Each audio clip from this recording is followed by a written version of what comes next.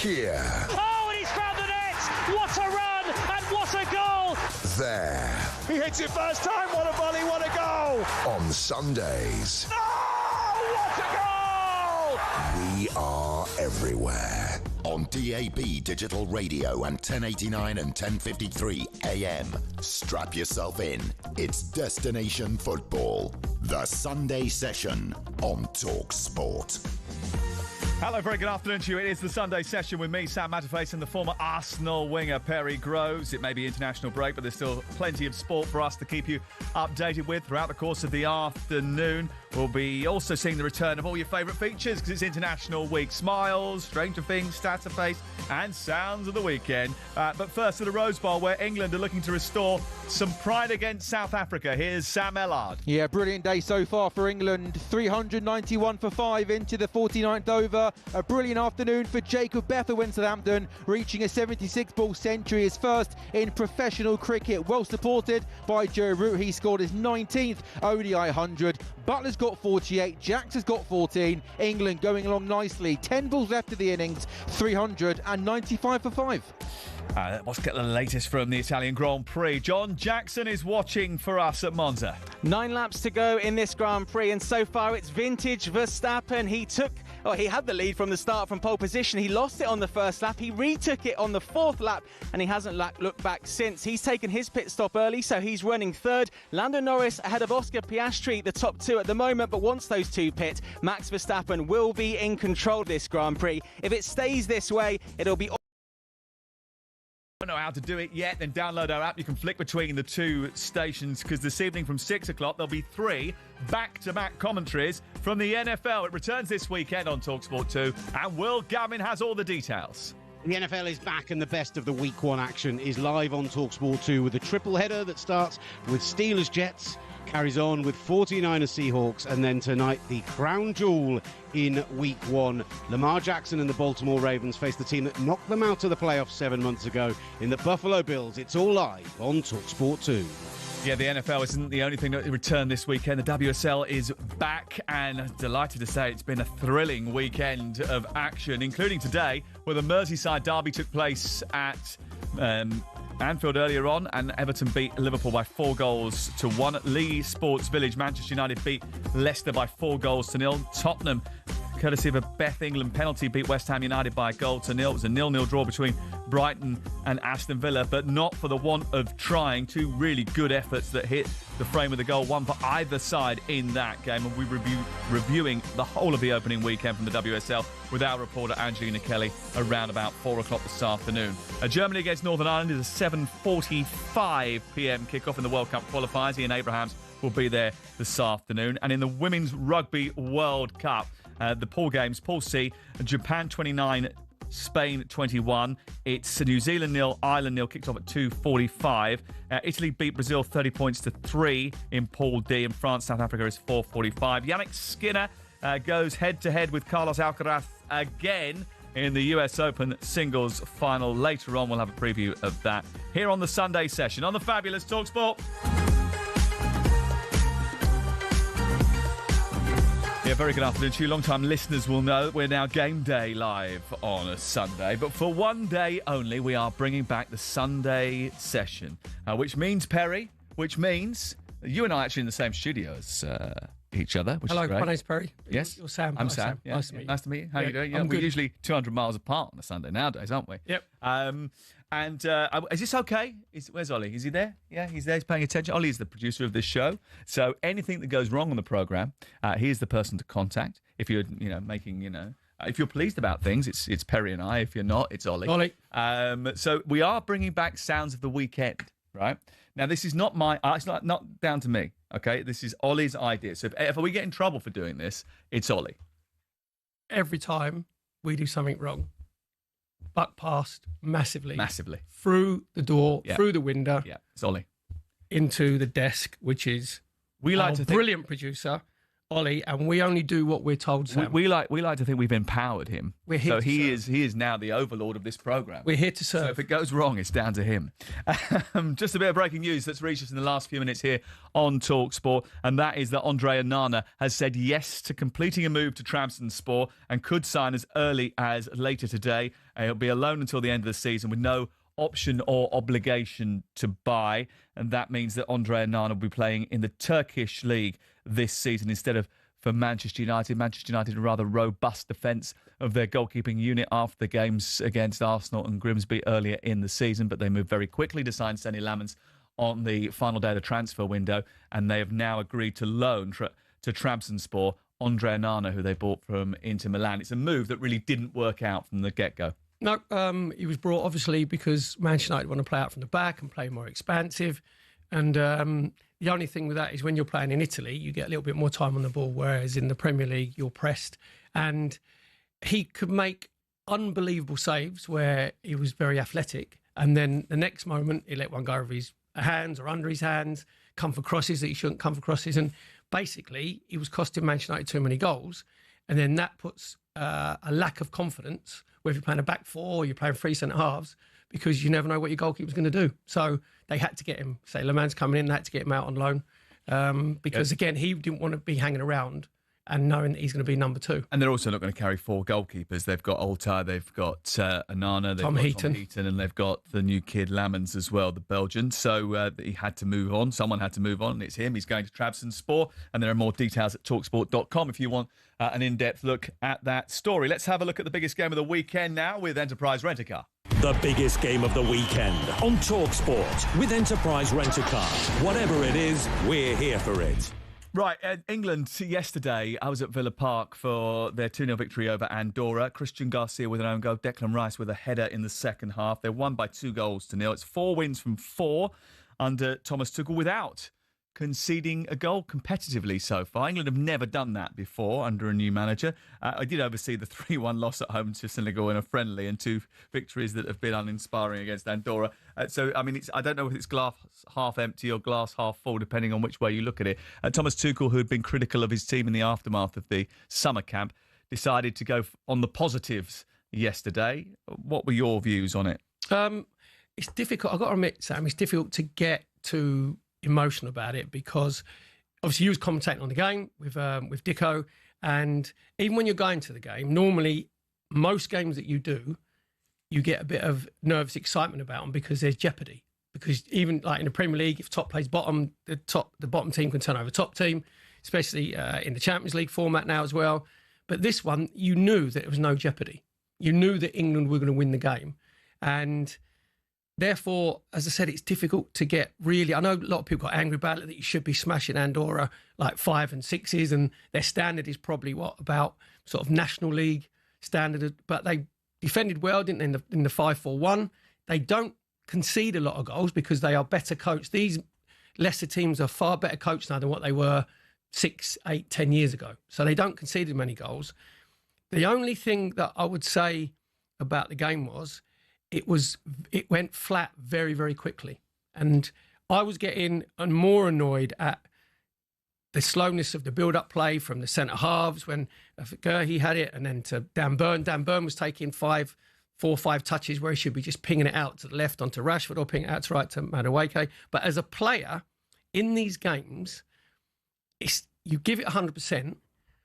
but you don't play with the same intensity, because when you're in the games, you know you're going to win the game. You think no matter what Tuchel said to them in the immediate sort of moments before the game, when they get out there, they know they're going to win, and because they know they're going to win, they lose a little bit, just a little bit of their edge, and that's enough to take the intensity down to what we saw yesterday. Yeah, very much so, because you look at individually, there was players that had points to prove. We talked about Elliot Anderson, who I thought was like the best player, because he did play like he was playing in the Premier League, although he's playing obviously a little bit deeper, getting the ball and just lending it and like trying to ping it into Harry Kane or out wide. If you looked at Madueke, he was the one who looked like he could unlock Andorra down his right-hand side. You know, had a few good runs like 1v1. But also, as a player, you're thinking, I don't want to get injured. I'm not going to play with that intensity. We closed down, right? But we didn't close down with that really. Right, I'm going there because I want to win the ball. You know, the over my dead body sort of mentality that you get. It wasn't that, because they know the big game, we'll talk about later on, the big game is on Tuesday. They know that is going to be a statement game either way. So, but I did get a little bit annoyed with Thomas Tuchel and things that I think as a coach he could have done and he didn't. Come back to that in just a second. Let's hear from Aaron Lennon, who was on the Premier League All Access podcast this morning. I recorded it with him earlier today. And he was explaining the difficulties of playing against nations like Andorra, and he's done it. Never easy games, because you actually got the full 11 as in the last third of the defence block, and in a low block, even the strikers sitting in, like you said, they sit there, they're not moving, they're not trying to score. It's honestly, if you put 10 players in between this low block area, between the penalty box and the goal line, and say, literally, come on lads, try and score, against anybody, it will be difficult to score goals. Like you said, they didn't come out of the shape, they didn't move. So I can understand where these games don't end up being 5-6-0 anymore, because it's not as easy as it looks. But at the same, England could have done better. Like I said, we do need to move the ball quicker. We should be putting more crosses into the box. And we do have to be more clinical. These are the things, because when you do play against better teams, it's going to be tougher. But let's face it, these groups are like, come on, they can walk through these teams. Like I said, we could have played any of the lineup could have played. We could have played the 21s would have beat this side. And that's no disrespect to Andorra. It's just not on the level. That's Aaron Lennon speaking on the Premier League All Access podcast, which you can get on the talkSPORT YouTube channel. And he goes quite in depth about his experiences of playing in those sort of games. And he gives a really good critique of Noni Madueke as well, who he's a big fan of. And I can understand why. I think he was one of the standouts yesterday. If there are big positives from yesterday, then it's him and Elliot Anderson for me. But he does point out that it's not always easy, and you don't get the 4s and the 5-0s anymore. In fact, history suggests that Andorra have tightened up in the last year or so. They haven't conceded more than 3 goals in any of their last 11 internationals. So maybe we should have expected it to go like that. Certainly, Thomas Tuchel has expressed his belief that his side are on the right path ahead of next summer's World Cup. I'm absolutely convinced that we are on the right way and on the right path.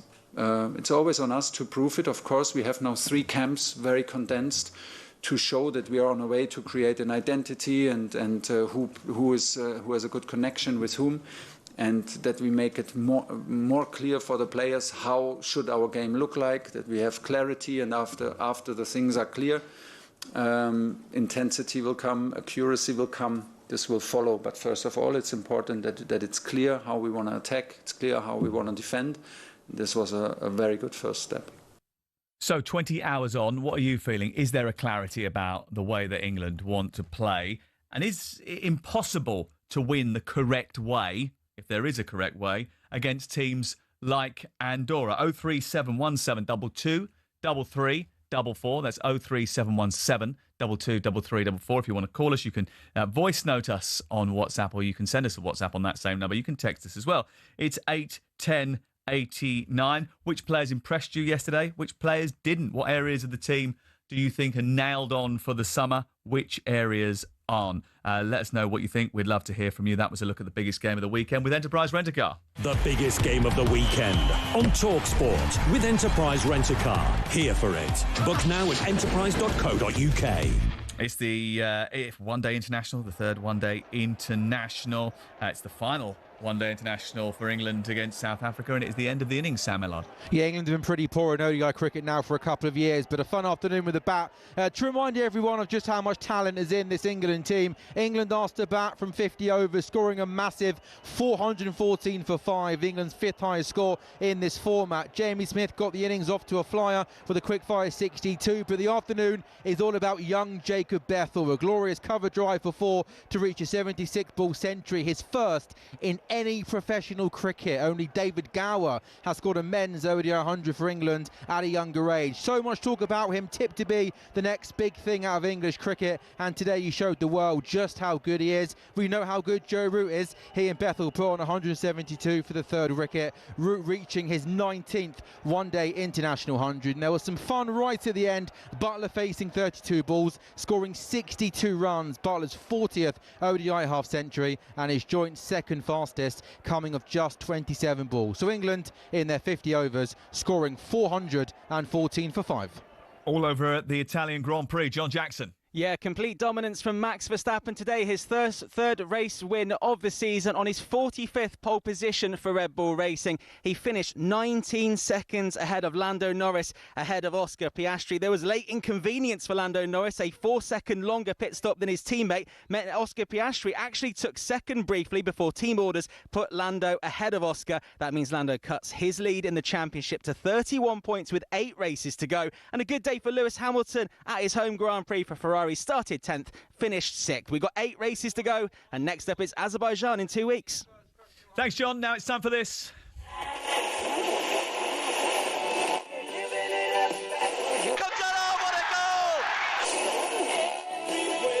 Sounds of the weekend. This is a journey into sound. On talkSPORT. Like all the great formats, Generation Game, You Bet. Who Wants to Be a Millionaire? Who Wants to Be a Millionaire? The best thing you can do with them sometimes is rest them. Because when you bring them back, they're so much bigger. Always leave them wanting more. Exactly. Always. Exactly. It is time for the fabulous Sounds of the Weekend, where we get you, the great talkSPORT listeners, to come up with witty and inventive tunes to put to our big stories of the week. And our first big super headline today for Sounds of the Weekend comes from the Crystal Palace camp, and further information has started to surface about Mark Gay's collapsed move to Liverpool on deadline day.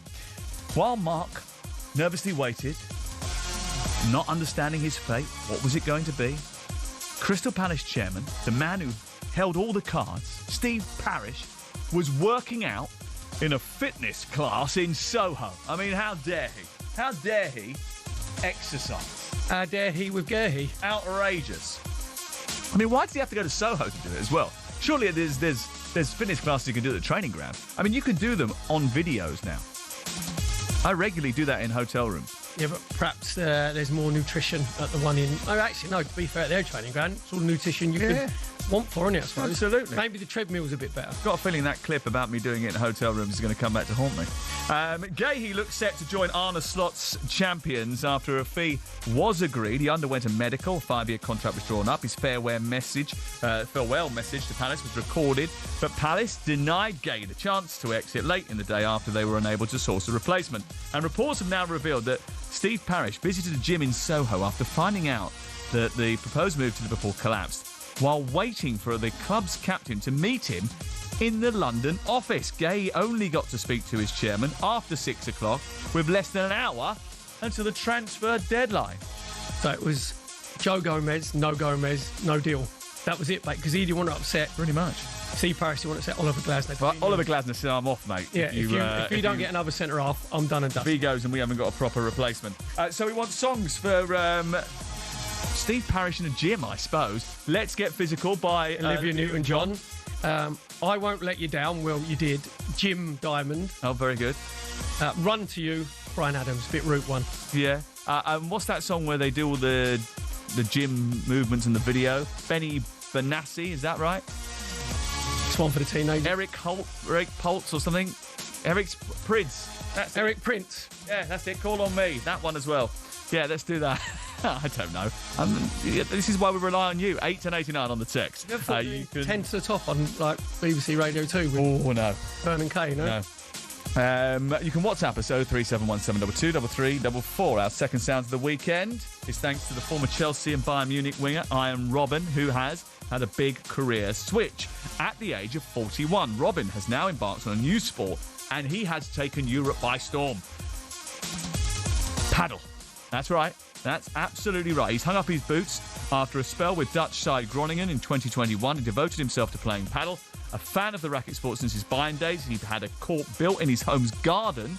Such was his eagerness to hone his skills. If you rent those out, you can make a mint as well, by the way.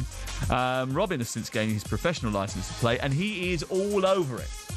You love a bit of paddle yourself, don't you? I do. Yes? I've got a little bit of doubles? I've got 2 rackets. Do you know what? Or paddles, as they're called. I played a lot of tennis about 20, 25 years ago. Paddles for you, because now you can't move. Exactly, because that...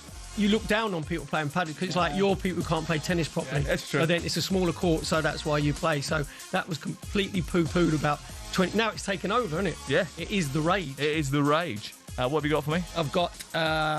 where are we? Oh, Chalk Dust, the Brat. Remember that? Jolly good backhand, jolly good forehand. Yeah. You can't be serious. You can't remember that record. You can't be serious. I'm not as old as you. Oh, yeah, right, exactly. Billie Jean, Michael Jackson, and Tonight by Smashing Pumpkin. Oh, very good. Anything by Ace? That was Paul Carrick. It was. Yeah, Paul Carrick. 03717223344. Our sounds of the weekend are coming right up, but next we'll continue to look back on England's 2-0 victory over Andorra.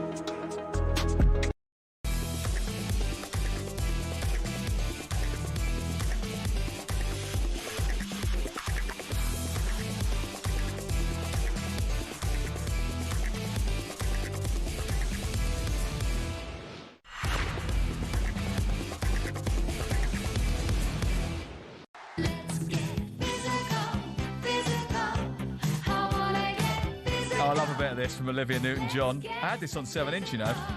Steve Parrish story. He was in a gym class at 6 o'clock when he was dealing with a transfer. That's from John in Newcastle. And Arjen Robben is feeling good. Michael Bublé from Sarah, the Arsenal fan. Thank you very much. Sounds the weekend this weekend. Steve Parrish in the gym when Mark Gay's transfers falling through. And Arjen Robben is now a paddle player. Let's get an update on the cricket. 414 for 5 after their innings. And the F1 was won by Max Verstappen. By the way, don't miss the England debrief on the talkSPORT daily podcast feed. Adrian Durham, Jim Proudfoot and England legend Stuart Pearce reacting to the Three Lions performance against Andorra and looking ahead to Tuesday night's World Cup qualifying Serbia, which you can listen to on the talkSPORT app or wherever you get your podcasts. We're getting loads of texts and WhatsApp on England. You can continue to do that as well. 81089 on the text or 037172233. 4 of one of the positives. I think Noni Madueke was certainly that, and afterwards he spoke to our England correspondent Faye Carruthers about the side's attacking intent. I feel like that's my strength, to be able to create out of nothing. Not everything came off today, but I feel like when you play against a stubborn team, you have to have that mindset of I'm just going to get the ball and go and go and go, and it's better than just passing it and not advancing. So I feel like that was my mindset today. And the team, to be fair, as a collective, I think we were much better than we were in the last game. And we've got a positive feeling going over to Belgrade.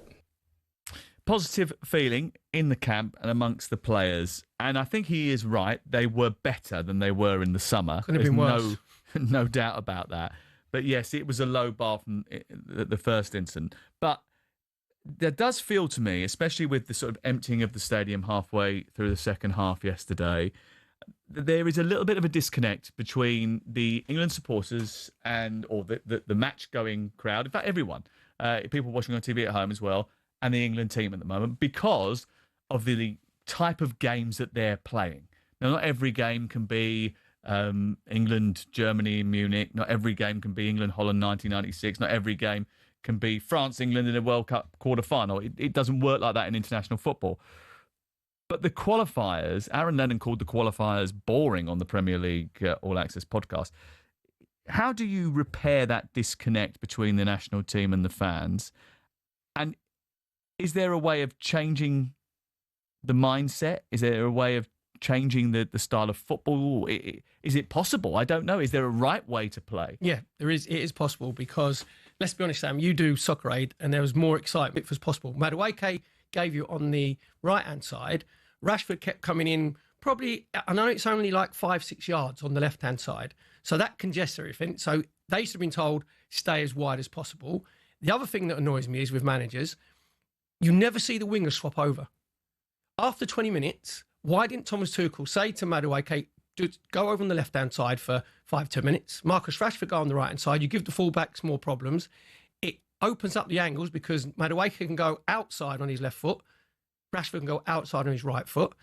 Then I don't think in that game you need two centre-halves because it kept going. It was like the Chuckle Brothers, wasn't it? With Gurley, to me, you could have played one centre-half, maybe Gurley, and had the two fullbacks either side of him for them to push on as well. And the other thing about the crosses, Sam, I was watching like the crosses. The 2 goals came from crosses, wasn't it? One was actually weren't a cross from Madueke. It was he helped it in, didn't he, from inside the 18-yard box. The other one was a cross where James got it out of his feet and he whipped it in first time. I went through the first half again. There was 12 opportunities to get crosses in either first time or on your second touch. We did it 6 times. Where it's a modern day trait where you get into good crossing positions and all of a sudden you go to cross, you come back, you check out, you go lateral, and then it goes in front of the opposition's back 5. And also with Thomas Tuchel, after 50 minutes, at half-time, he said, lads, I want a bit more intensity. It was flat. There was no point Harry Kane staying on the whole game. He had one of those games where, when sometimes... Should they have mixed it up and taken Kane off and absolutely. put Rashford up front or Ollie Watkins up front? If you're Ollie Watkins on the bench, you're fuming because Ollie Watkins would give you that intensity, like coming short, trying to go behind, closing people down. And also, it needed a lift. So why didn't he, after 55 minutes, go to Rodgers, Gibbs, White and Watkins, on you go? On you go. Because Gibbs White did lift it when he came. And it livens up. I think he waited until the 68th minute was his first. That's very Gareth Southgate. So when you're watching it, when the game has gone stale, which it did, coaches, that's where you're on your money. You know, when we all do the commentaries and co-commentaries, and something's happening in games, the manager earns their money at half-time. Now, before the game, obviously, you do your tactics.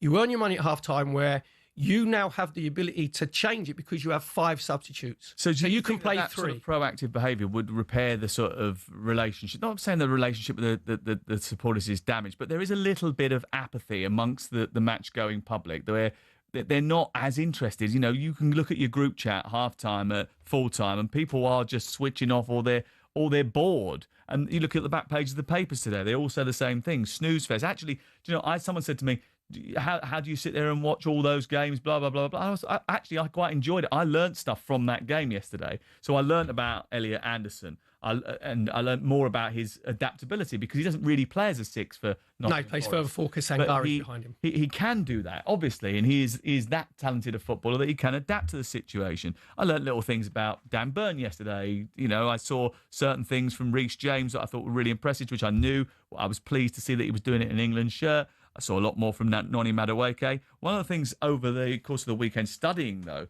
ahead of the game that I found out, is that actually, for all the attacking talent that England have got, they don't really score that many goals, do they? Madueke hasn't scored a league goal since January.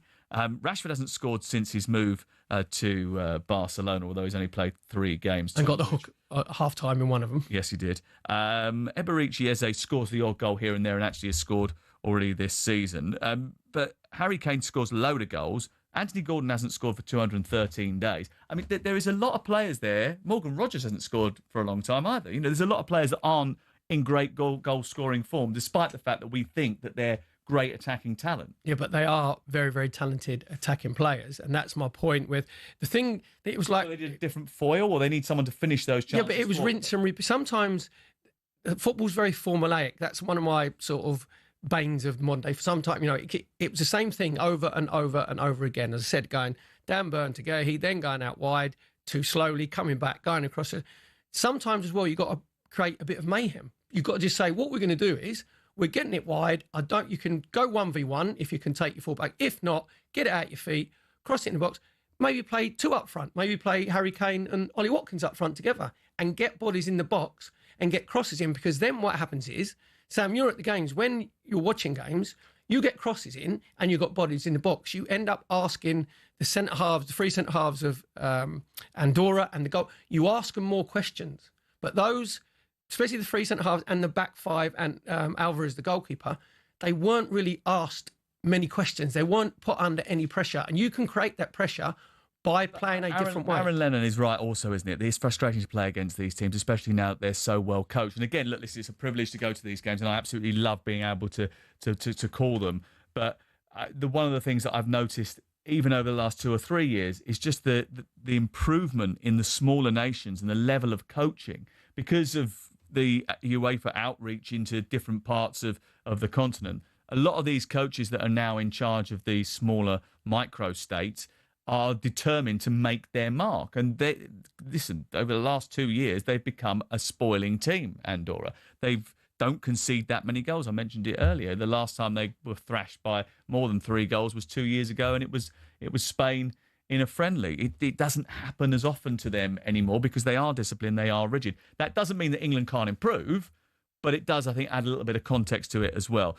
Keep your texts coming in. My opinion is you need an English manager to manage England, says Danny in Bolton. It's not about the best managers in the world. It's not about tactics. It's not about understanding this, that and the other. It's about knowing how to get your players up for these matches, creating an environment where everyone wants to be. Someone like Steven Gerrard, Michael Carrick, ideally Eddie Howe or Frank Lampard, I think would be perfect for the role. For me, it has to be an Englishman. There was an Englishman who managed to corral everyone together and get the spirit in the camp absolutely right. I forget his name now. Club mentality. What was it? People want to play for England. What's his name? Sir Gareth something. Southgate? No, sorry, Southgate. Atwood. Not Southgate. Oh, no, that's out of order. Sorry. That is out of order, by the way. Show some respect. Next on the Sunday session. Our Sounds of the Weekend continue, and our Sounds of the Weekend this weekend includes Steve Parish going to a gym class on deadline day, hence why we've got Naughty Boy featuring Beyonce and Running. We'll also continue to look ahead to England's matches that are upcoming. Serbia Tuesday night live on talkSPORT.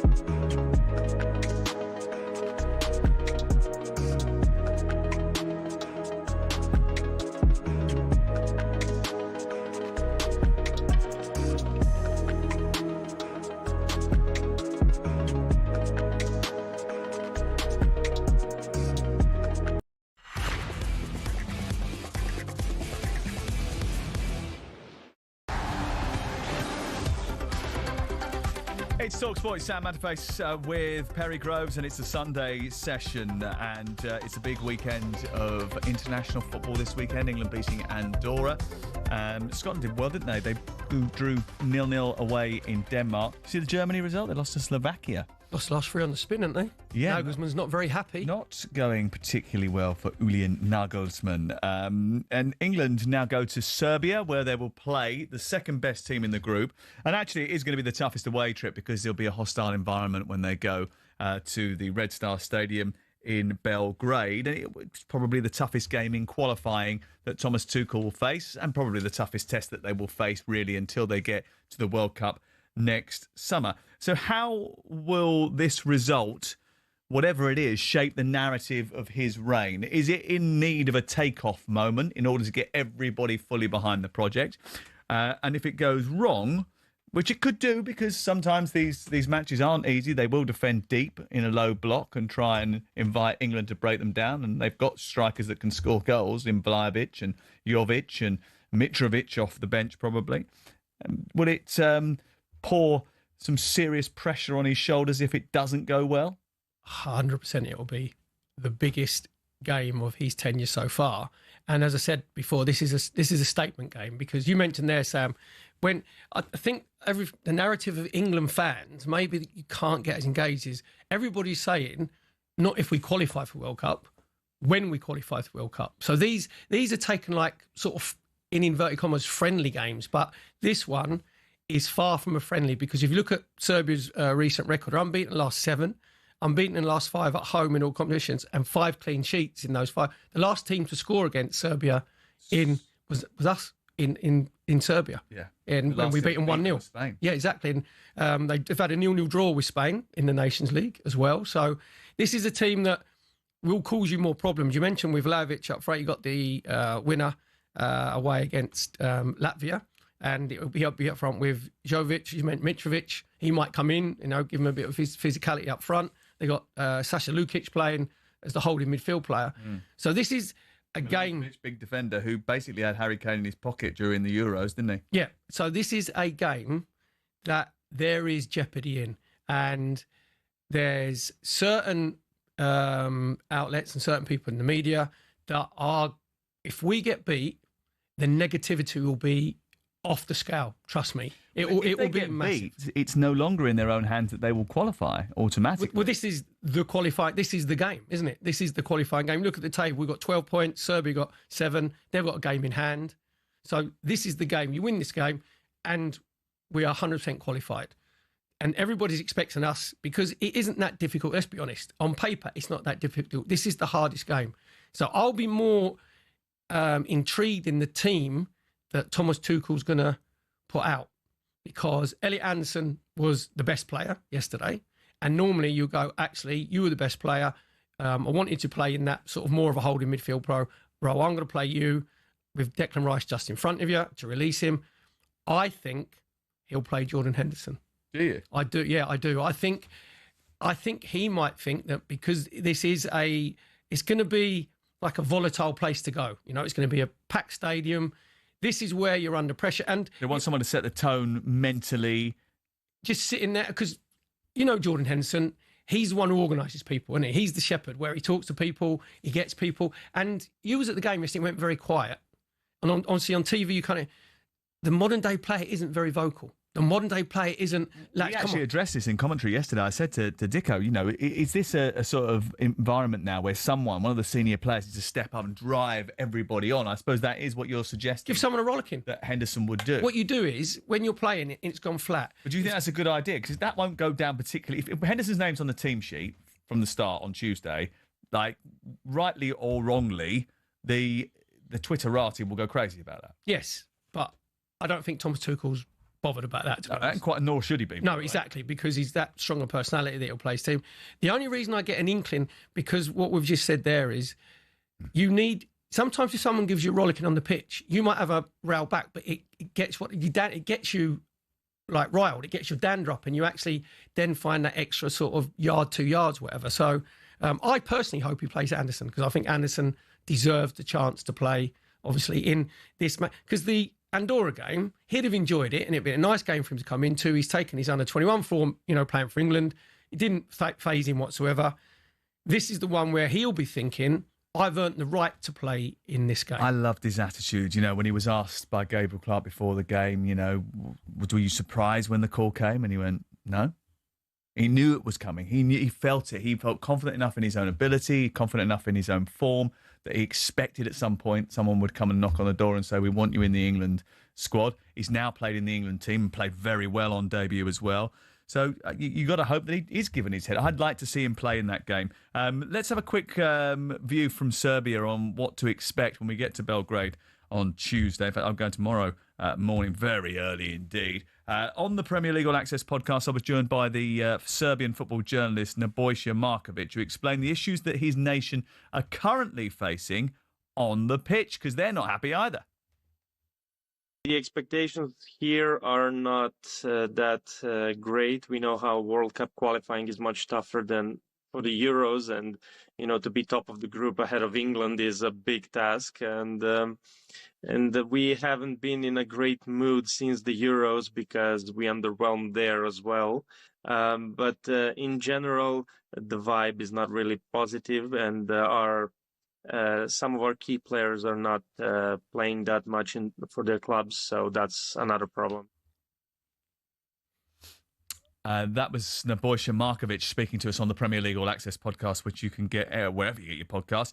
And he was saying there, sometimes they have a situation where they can't trust the coach because the coach is a very famous player, played in that 1987 game, the last time England played in Belgrade, Dragan Stojkovic, but seems to always somehow find a way to sort of pull them back rather than push them forward. Yeah, I know, but it's quite refreshing to hear that there's another nation that have got the hump with their team, isn't it? So every nation's got the hump with their exactly, team. So that's the thing. But the thing is, then if you're listening to that, and then like Thomas Tuchel will be saying to obviously whoever plays, by the way, we've got to go in there because it's going to be Serbia are playing against England. Wherever England are in town, it's always a massive game because they are one of the biggest nations in world football. So the Serbian crowd will be up for it. The players will be up for it as well. And we mentioned obviously you got Milenkovic playing at centre half, so obviously a proven Premier League player, and you said there he'll go maybe man for man, even with Harry Kane, and this will be a very physical Serbian side, by the way. So without a doubt. You have to match and that's the difference between physicality. What you saw on Saturday and what you're going to see on Tuesday night. So on Saturday, you've got the low block, very well coordinated, narrow 5-4-1, which means that even the centre forward comes back and blocks up all the channels. It's very difficult to get past.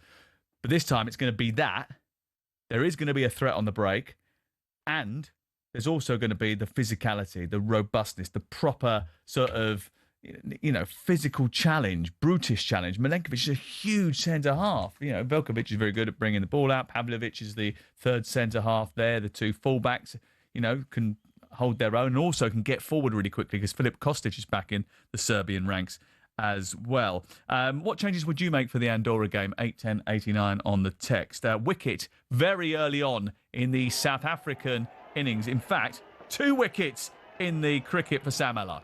2 for 2, South Africa off to the worst possible start, chasing 450. Nathan Markram in really good form, having scored 86 and 49 in the first 2 ODIs, but he goes for a duck today. Not Jofra Archer's best ball, it's short and wide, and Markram takes a big waft at a wide-ish offside delivery, edging behind to Jos Buttler. Then the second wicket to fall, Van Mulder for a duck. It's a shorter ball from Bryden Cast, which Mulder looks to pull into the leg side. He gets the leading edge, he goes high in the air. The captain, Harry Brook, takes a pretty safe catch at mid-off. So, chasing 415 for victory, getting off to a good start is an absolute must. South Africa have not done that. Markram gone for a duck, Mulder gone for a duck. South Africa into the second over, 2-4-2.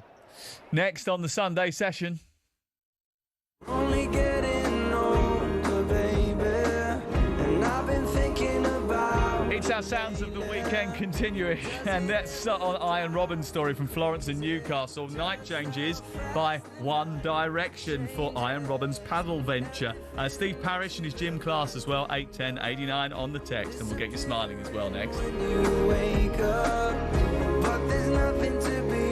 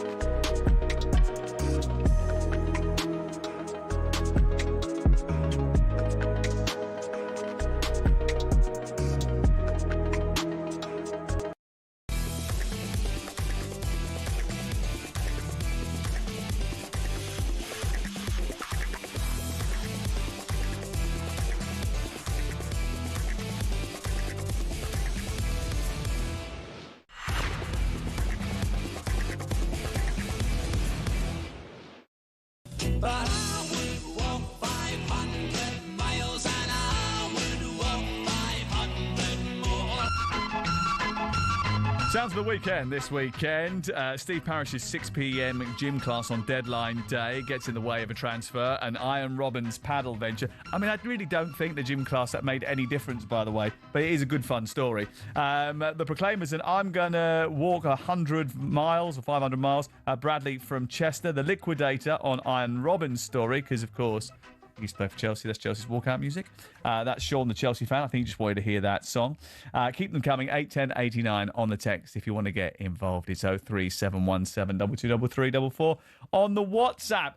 And there's another wicket for Sam Ellard. South Africa 6 for 3. Ryan Rickleton is the third wicket to fall for 1 run. Jofra Archer has his second wicket. A ball angling away from the left-hander. He played it a ball just outside his off stump, took the outside edge, caught behind by Josh Bartlett. So Markram went for a duck, Mulder went for a duck, Rickleton went for 1. South Africa 6 for 3. Earlier on, England scored 414 for 5. Already looking at largest margins of victory by runs in ODIs. It's 317, so England still got a way to go to try and break a record. But South Africa 6 for 3 into the third over, and they need a further 409 runs for victory. When you're smiling,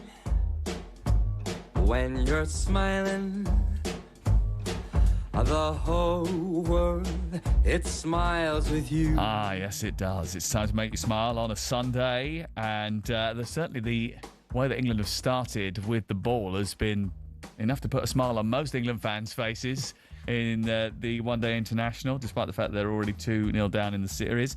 Peter Crouch, though, has put a smile on people's face this weekend. He's returned to the football pitch, but not in the way you may think. The 6'7" former England striker led out Farnham Town in full kit as a mascot after losing a fantasy football league. Talk about a mega forfeit. On Saturday at the Memorial Ground, fans were treated to the surreal sight of Crouch towering over the player he walked out with, blocking his view despite trying to fit the mascot mould. And yes, he did bring out the famous robot celebration as well. Farnham drew the match 2-2, but make no mistake, it was definitely Crouch who stole the show, signing autographs, posing for selfies instead of the other way round as well. And he did look a pretty picture in that kit. Did you see the player that was walking out with him? He must have thought, oh no, please don't put me. Why me? And when they're all lining up, it's a brilliant photo with Peter Crouch standing in front of him. If I was the player, I'd have gone tried just peek from behind him or just have a little wave, but it was brilliant. And Peter Crouch, the holding hands thing was a bit much for me. No, but that was funny. It made me feel uncomfortable because he wanted to be invading the player's space. But Peter Crouch did it on purpose, didn't he? He did. To make it like, no, I'm going to act like a proper mascot act. It was flipping brilliant. He did. What you got? Now, it wouldn't be a Sunday Smiles without a story about the Gooners. Arsenal's 90-year-old keeper, Alexi Rojo, is making the headlines not just for impressing with his maturity on the field, but also off it for his social impact work. The Essex-born stopper is pushing Arsenal and the Premier League to cut single-use plastics, raise sustainability awareness and recycling old kits. Actions inspired by his mum's career in renewables. From Highland hopeful to sustainability warrior, Roja is already proving he's one to watch. Brilliant idea. Here's one that's got fans raising an eyebrow and raising laughs in equal measure. I don't know if you saw this. Fabio Silva and Kristantos Uche both delivered farewell messages to fans. So identical, they've sparked a full-on social media meltdown. Silva waved goodbye to Wolves as he went to Dortmund, and Uche did the same for Getafe to go to Palace, only to post almost word for word the exact same Instagram message. The only tweaks? The club names. Now, of course, as a result of this, cue the AI whispers. Fans went wild, speculating that these weren't personal goodbyes, but a ChatGPT-generated template. Silva fired back via Instagram, insisted he had penned his message himself way back on August the 22nd. It wasn't me. I did it myself. So did Uche just copy and paste it? So even now with your farewell messages, it means that you've actually got to get your image rights and you've got to actually get it licensed and no one else can copy it. Crikey, we are... it was these people. We're drilling down into everything, aren't we? We'll look for any little flaw. Uche's people, a bit lazy. Bit lazy. And finally, we end Smiles this week with the best story of them all. Wigan's Callum Jones battled through non-Hodgkin's lymphoma and this week earned his place not just back on the Wigan athletic pitch, but in the heart of the team. The under-18 captain made his first team debut. A lifelong Lactics fan and Academy standout, Callum endured a tough few months with chemo and emerged cancer-free last year. Wigan posted on their X account a fairy tale story for Callum Jones. 9 months after being non-Hodgkin's lymphoma, Cal made his professional debut with Wigan Athletic. The team has supported since a young age. From all of us here at talkSPORT, and this is from our hearts, we salute you, Mr. Callum Jones. Well done. Unbelievable story. Great story. Great story. Congratulations to him and to Wigan Athletic. Keep your messages coming in on England. Neil from Birmingham has said, "Hi guys, I would start Gibbs White and Morgan Rogers from the next match. They both looked dangerous yesterday and I want them on from the start." That's from Neil in Birmingham. Keep yours coming, 81089. You can text us. You can send us a WhatsApp, 03717223344. Next on the Sunday session. Live Your Life by Rihanna. Jenny in Torquay for good old Steve Parish going to the gym whilst negotiating a transfer. That's one of our sounds of the weekend. They continue very shortly, and next we'll be looking at an interesting story surrounding Jude Bellingham. It was in one of the papers this weekend. It's about his dad, Mark. Does the family show an elite mentality, or is some of their behaviour a cause for concern? We'll delve into it next. The spirit of a hustler and the swagger of a college kid.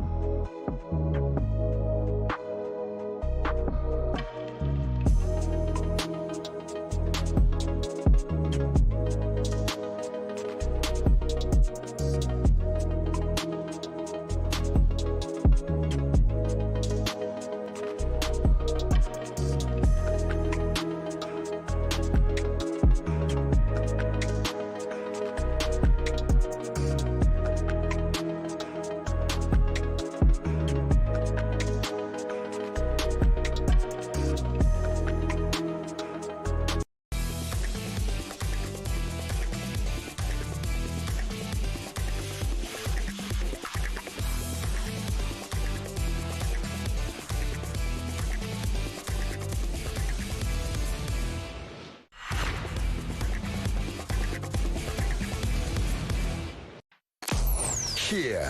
Oh, and he's found the net! What a run and what a goal! There. He hits it first time. What a volley, what a goal! On Sundays. Oh, what We are everywhere. On DAB Digital Radio and 1089 and 1053 AM. Strap yourself in. It's Destination Football. The Sunday Session on talkSPORT. The Sunday Session on talkSPORT with me, Sam Matterface, and the former Arsenal winger Perry Groves. Let's get straight to the cricket at the Rose Bowl, where England are not only in control, they're on the verge of thrashing South Africa. Sam Ellard. This is remarkable. England with the bat scored 414 for 5. Massive total. South Africa, 7 for 4. The fourth wicket to fall, Bretsky. A brutal short ball from Jofra Archer that Bretsky just couldn't get out of the way of. It came off the bat, it went high in the air, caught by Butler. England in control. South Africa, 7 runs for 4 wickets. Archer slinging balls instead of arrows, but doing just the same amount of damage. Earlier on, John Jackson was watching the Italian Grand Prix at Monza. After bagging his 45th pole position for Red Bull Racing yesterday, Max Verstappen completed a dominant performance at Monza to win the Italian Grand Prix by 19 seconds. He was ahead of Lando Norris, who briefly lost second place towards the end of the race after a slow pit stop, losing his place to Oscar Piastri, his teammate and championship rival. Team orders then kicked in. Lando got the place back from Oscar, and he cuts Oscar's lead in the championship to 31 points with 8 races remaining. A good day for Lewis Hamilton as well at the Italian Grand Prix in front of the home Ferrari fans. He started 10th and finished 6th. It's Azerbaijan in 2 weeks' time. A big Hull derby in the Betfred Super League over on talkSPORT 2, but it hasn't been a rip-roaring game. In fact, there's been just one try in the first half, and this is how Noah Booth's try sounded on talkSPORT 2. Drive scoots away. Can he get away from Rapani? Yes, he can. And still going as Jez Litton. Now he's brought down inside the 20. This will be the last one. Minchella into dummy half to Lewis. Lewis gets the pass away down that short side. And Noah Booth opens the scoring for the Robins. That was Craig Murdoch on commentary on talkSPORT 2 as Hull KR go 4-0 up over Hull FC. It continues over on the talkSPORT app if you want to listen to it. And also on talkSPORT 2 tonight from 6 o'clock, will be back-to-back commentaries, 3 of them from the NFL. Here's Will Gavin.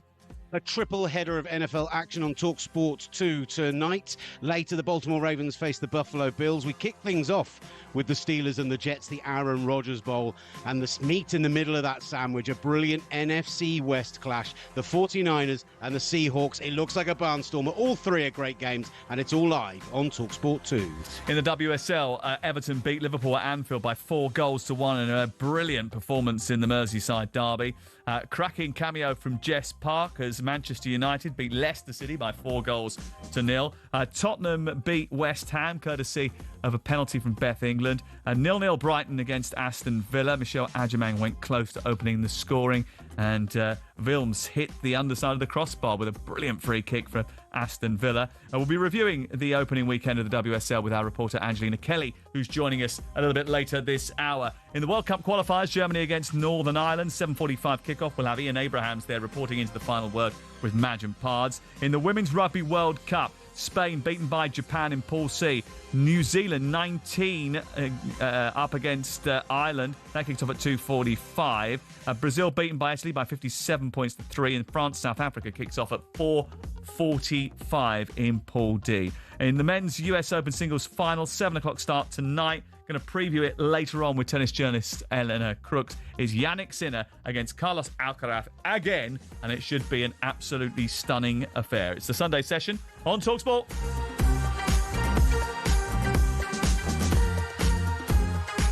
Keep your calls, your texts, your voice notes coming in. 03717 223344. That's how you WhatsApp us. We would like to hear from you. You can get in touch with us 81089 on the text as well. Perry's got a little bit of an observation here about elite sporting mentality. I'm just looking at, I was at the game on Thursday where South Africa beat us by 5 runs. They won the series 2-0. You don't go from being that intense on Thursday, right, with Berger bowling at 90 miles an hour, Bretzer coming in and smashing all over the place, to all of a sudden being 7 for 4, because that just means that mentally South Africa aren't at it. They haven't got that edge. Now, they could have been out in the lash last night. In the old days, they'd have gone the lash for. I'm sure that doesn't happen now. It doesn't happen anymore because obviously you need to refuel, restock, do your yoga, have your ice baths. Do you know what I mean? And have a bit of downward dog and all that sort of stuff.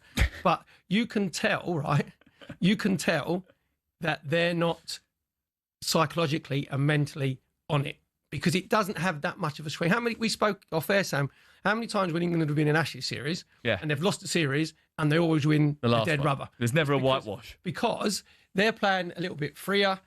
The South African players aren't really bothered whether they get beat or not because they've won the series 2-1. And that is the difference. Their job's already been done. England did get the job done yesterday. Lots of texts and WhatsApps coming in. Keep them coming, 03717223344. I thought Thomas Tuchel was supposed to win us the World Cup, says David Marshall, but the World Cup is next year. What happens against Serbia means nothing. If England win against Serbia, they're going to win.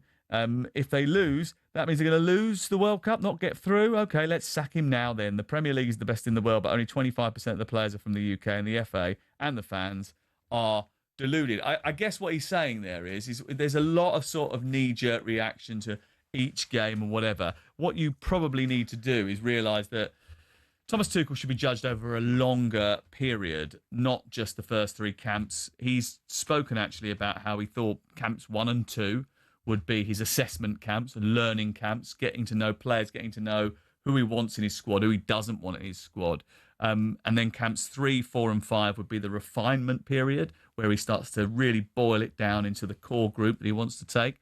And then I suppose camps 6 and 7, in the scouts, just before the World Cup, will be the ones that then sort of get him into that position where they're ready to go from the off when they get to the World Cup, wherever their first game may be. I know the game on Tuesday, if we beat Serbia, doesn't mean to say we're going to win the World Cup. If we get beat, but it means we'll qualify. No, it means we'll qualify. But you know what it's like? It takes the pressure off. It takes the pressure off. It just eases everybody. Then the players become a bit more relaxed. Then you get a bit more momentum because it is a difficult place to go, and you make it's a statement. You put down a marker where you can go. That is where that's where our mentality changed. With Serbia it's away. A bit like when they went to Croatia 2009 under Fabio Capello, when they needed to put a statement result on the board. It was a bit sort of a scratchy start to his reign, really. And then Theo scores the hat-trick and everyone thinks, well, this is going to be fantastic. Yeah, and it calms the media. We're in the media, and I include myself, it calms everybody down because there won't be any negativity about it. And I've always said, you said about camps, 1, 2, I said we're in the scouts, whatever.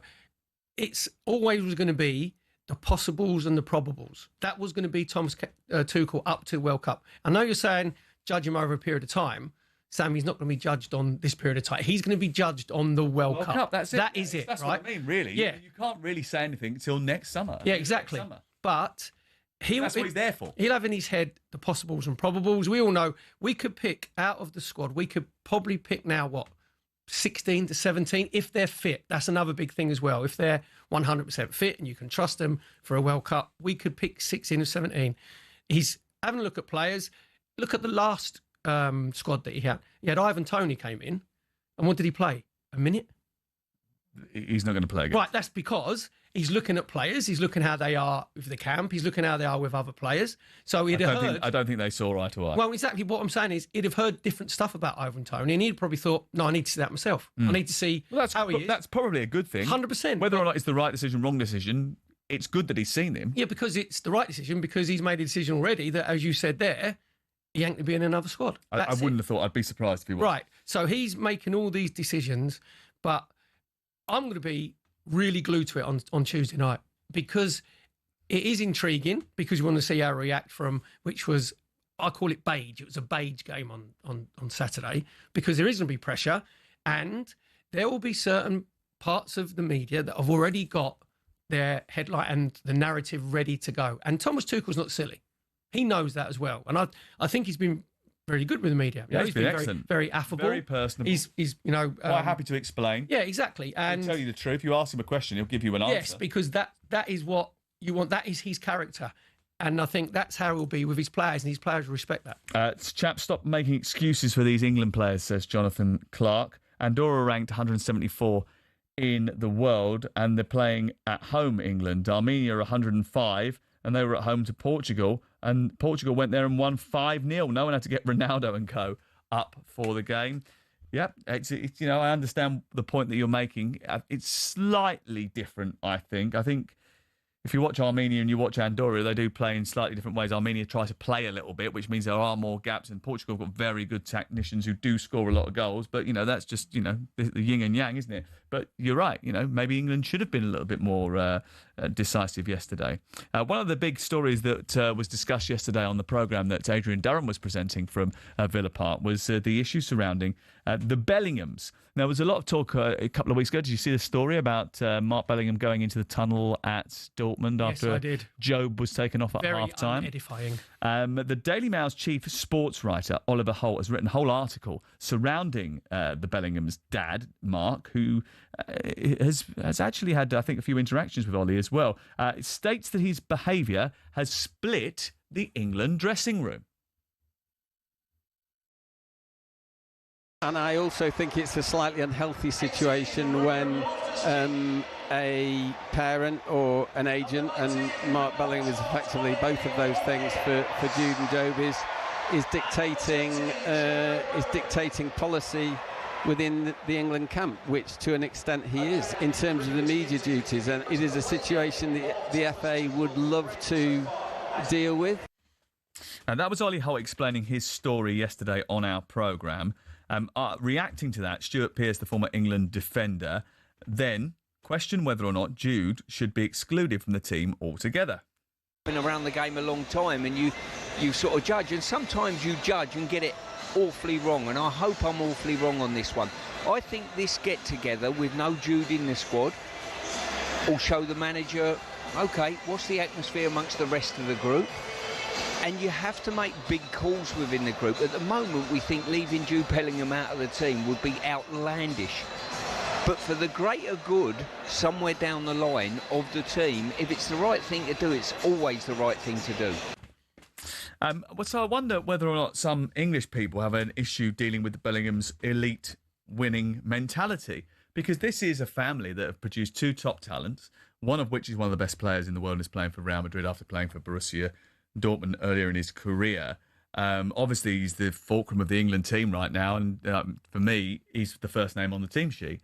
I think Ollie explained that Mark Bellingham, who's the dad's hostility towards the media, has actually caused a bit of fuss in the England dressing room. It's notable that Jude does very little with the press when he's away with the three lions. I actually think some of that was down to the documentary that they were making as well. They did the big YouTube documentary. I think he wanted to sort of keep himself sort of fresh for that. I'm not necessarily sure that's the right thing, by the way. I think if you're on England duty, you have a duty to speak to the English media camp, and the English media camp are very good at following that team all the way around. So they deserve the chance to speak to the biggest players in that team. And you do sort of like have to do your bit if you're in a team, don't you? You have to do your turn with the media conferences.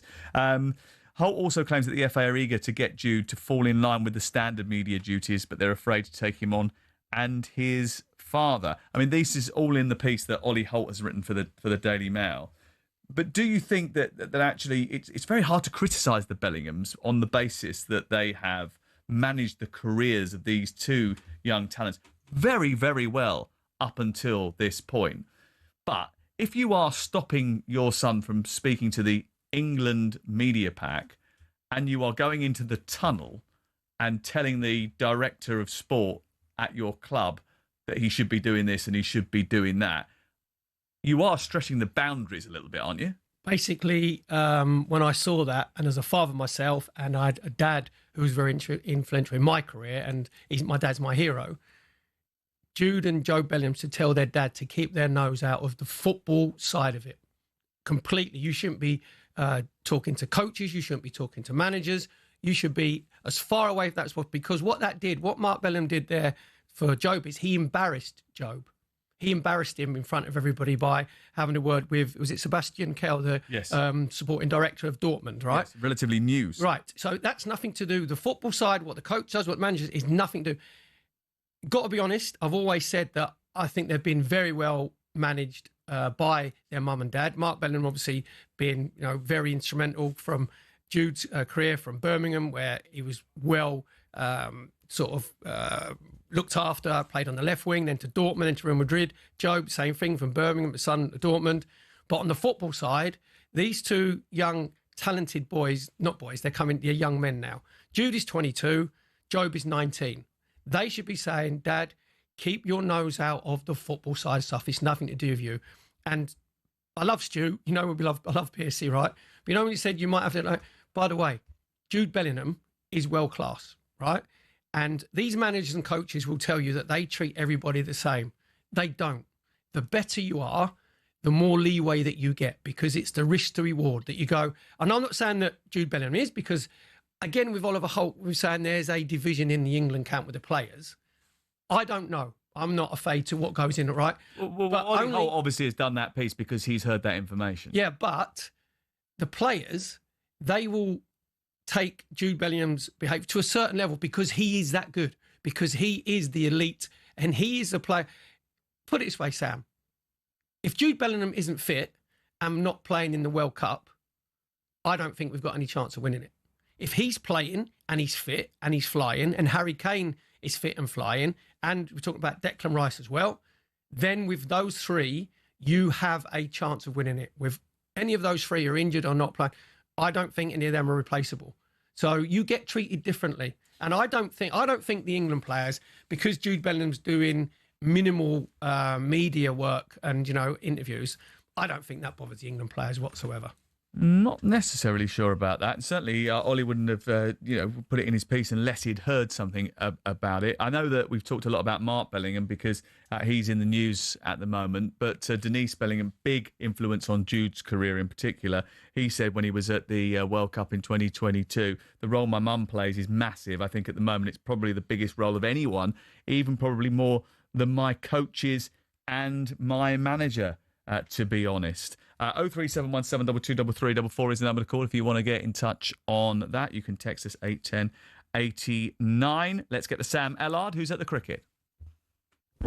England in cruise control. South Africa 17 for 4, chasing 415 for victory. Centuries earlier on today from Bethel and Joe Root. First professional 100 for Jacob Bethel. And with the ball in hand, England are well and truly on top. Markram went for a duck, Rickleton 1, Mulder a duck, and Bretsky 4. There's also been other chances for England. There's been a couple of drop catches. Will Jackson just shelled one at second slip off the bowling of Tristan Stubbs. In particular, Jofra Archer has been magnificent. He's bowled 4 overs, 3 wickets for 5 runs. He's bowling a real pace. He's been the outside edge on a couple of occasions, and England are well and truly on top here. South Africa in big trouble at 17 for 4. Next on the Sunday session. We're building fires that will burn until morning. Bit Spandau? There's Spandau Ballet. Go on, Tone. Tony from West London. It's not Tony. No, Tony Addy. It's not Tony, is it? No, he's North. Tony Addy's North London forever. Is it? Yeah. He's Arsenal, isn't he? Yeah, massive. Big Arsenal, big winner. Spandau Ballet and Muscle Bound. Very good. For Steve Parrish. Thank you very much. We'll do more Sounds of the Weekend very shortly. Next, we'll be looking at the week's big news, and Daniel Levy's no longer the Spurs chairman.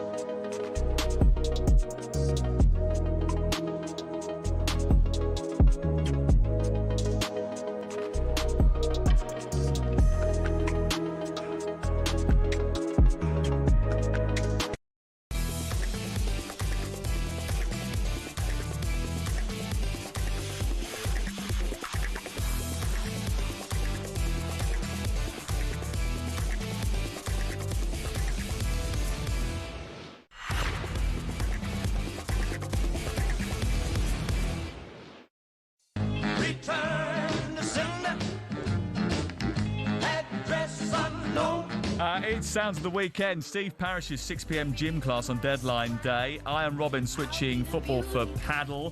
Return to sender. Elvis Presley. You got the deal sheet in, the deal sheet out. We probably have a hokey cokey. Put it, shake it out. And this is Tennis Court by Lord, obviously, for the Robben story. Got that one in 7-inch, have you? Yeah, definitely haven't. Suggested by Kerry from Swansea. I'll be getting on my first plane. If you want to get in touch, we'd love to hear from you. 810-89 the text. Give it a rest, says one texter. Jude is average at best. What has he actually done apart from a decent season in Germany? His dad is out of order and should be nowhere near the managers or team directors. It's a joke, and the guy obviously thinks he can throw his weight around. All the Bellinghams are completely above themselves. Clearly, Stuart Pearce is right. If he has a problem, keep him away. And Perry, he may do the odd class thing, but he is never world class. Just want to say, I think he also scored a injury time overhead kick at the most vital moment in Euro 2024 to save England, and he also had a stellar first season at Real Madrid as well. By the way, just as a caveat to it, 100 games for Real Madrid, 38 goals, right? For a midfield player. For a midfield player, right? So, by the way, you don't put on a Real Madrid shirt anyway if you're not any good. So, to get where he is, trust me, he's got the frightening thing about Jude Bellingham, Sam, is he's got other levels to go to. He can go to different levels, obviously, because he's learning the game. He's only 22. He's only 22. I've got an idea, right? We love reality TV. You know, At Home with the Osbournes, was it on MTV? What about At Home with the Bellinghams? Well, I definitely think that might kick on. Would you pay to watch that? I definitely would. I'd definitely pay to watch At Home with the Ellards as well. This guy's getting very excited today at the Rose Bowl, Sam. It'd be a boring show. It'd just be me watching cricket, wouldn't it? I mean, it'd be the worst reality TV show ever made. I tell you what is fun, though, to watch this afternoon. This England performance with the bat 414 for 5 from 50 overs. South Africa 18 for 5. Tristan Stubbs, the 5th wicket to fall. Jofra Archer bowling a ball in off stump that just kicks up off a length. Christian Stubbs can't control his forward defence. It comes off the outside edge. Will Jacks takes a catch at second slip in the previous over. Will Jacks drops Stubbs off the bowling of Bryden Cast. Jofra Archer's bowled some pretty memorable spells for England in his 5-year career. This one, though, is right up there. 5 overs, 5 runs, 4 wickets. He's bowling in excess of 90 miles an hour, and this is a pretty good day's work for England so far. South Africa 18 for 5. Thank you very much, Sam Ellard. Daniel Levy. I mean, there's been a week of shocking stories, some big ones in the transfer market, some huge ones in the WSL at the final day of the deadline as well, which got everybody talking. And then Daniel Levy removed as Tottenham Hotspur chairman, which basically killed the news agenda for 2 days because everybody wanted to talk about it. It was after an ownership-instigated review, which came about in order to put sporting success first. I thought that was an interesting turn of phrase. Was it a dig, do you think? Yeah, but why, after 25 years, would you decide that now, hold on a second, now we're going to put sporting success over financial prudence? I don't understand why that attitude change has come now. Well, it basically says that Daniel Levy is a brilliant businessman. We know, with a fantastic stadium. We'll talk about the Crown. I was actually devastated when I heard that he'd gone, because with him in charge, obviously the business side, we have the NFL. We talk about Beyonce concerts there. Their revenue is unreal. I think he's put them up to 528 million a year from their revenue. From when he took over, it was from 48 million, right? So business-wise, but I knew with him in charge, Spurs were never going to be able to win the Champions League or the Premier League because they wouldn't invest that money onto the players. And I'm talking about not necessarily transfer fees. We know about it's the wages. They were never going to pay the 250, 300,000 pounds to get players at 27, 28 that are proven. They always had potential. So I must admit, as a Gooner, because it's in the balance, Sam. We don't know which way it's going to go. We don't know when their owners are going to come in. We don't know where they're going to put more money in. But without Daniel Levy, Spurs have a chance of being relevant. But the only reason they've got that chance is because Daniel Levy's built them the best stadium in the country, the best training ground in the state. But fans don't care about that. And got them into a situation where they have no debt, so they can go on a splurge for a couple of years and make themselves look good because of the way that he's run the club over the last 25 years. We had the former Burnley and Everton manager Sean Dyche in the studio a little bit earlier on today. He did a whole show with Johnny Owen earlier on today, and he discussed Daniel Levy's time at Spurs. You're trying to build the club financially. Yeah, of course. And you're trying to be successful. It's very difficult, and I do get the Tottenham idea, fans questioning the 2 trophies or whatever in 25 years. But on the other hand, if you look at the business side, incredible as a Premier League business, what he grew there. Well, that's Sean talking about the business side of it. By the way, he had to deal with Mashiri and what was going on at Everton. Do you know what I mean? So I think he would like Daniel Levy as a chairman owner himself because of the stability. But the wage to revenue ratio actually dropped. I mean, I said about how much money they make. It dropped from 52% to 42%. So that was the frustration, which I understand from fans' point of view, because you want to see that invested on the pitch. Listen, and then it's not a secret, right? Okay, I spoke to Aaron Lennon about exactly this, and he on the Premier League All Access podcast, he talks about what his wage was like and how they'd go to England camps and realise very quickly that their wages weren't like everybody else's wages. So, it is a true more, by the way. Views and stories from Sean Dyche on the talkSPORT daily podcast feed. The best bits of today's show with Johnny Owen will be available to download from Monday morning via the podcast section of the talkSPORT app. Let's go back to Sam Ellard because certainly, no one really wants to be at home with Sam Ellard today because the South Africans are getting out of there quick. Oh yeah, they want to be back in South Africa at this rate. South Africa are 24 for 6. Their target for victory 415, but that feels slightly irrelevant at this point. 6 to go. Daryl Brevis for 6. Bryden Cast with a slightly fuller delivery outside the off stump, looking to just push the ball into the offside, but it takes the outside edge, and Jamie Overton takes the juggling catch, and South Africa are 6 down inside the power play. The lowest innings total in ODIs, Zimbabwe with 35. South Africa are 24 for 6. They still need 12 runs to beat that target. Hey, who knows? South Africa 24 for 6. We've got 1 ball left in the power play. Next on the Sunday session. I knew you were trouble when you walked in. So shame on me now. Blew me to places. Bit of Taylor Swift. Oh, you're a Tay-Tay, aren't you? You love a bit of Tay-Tay. I do love a bit. You went to the concert, didn't you?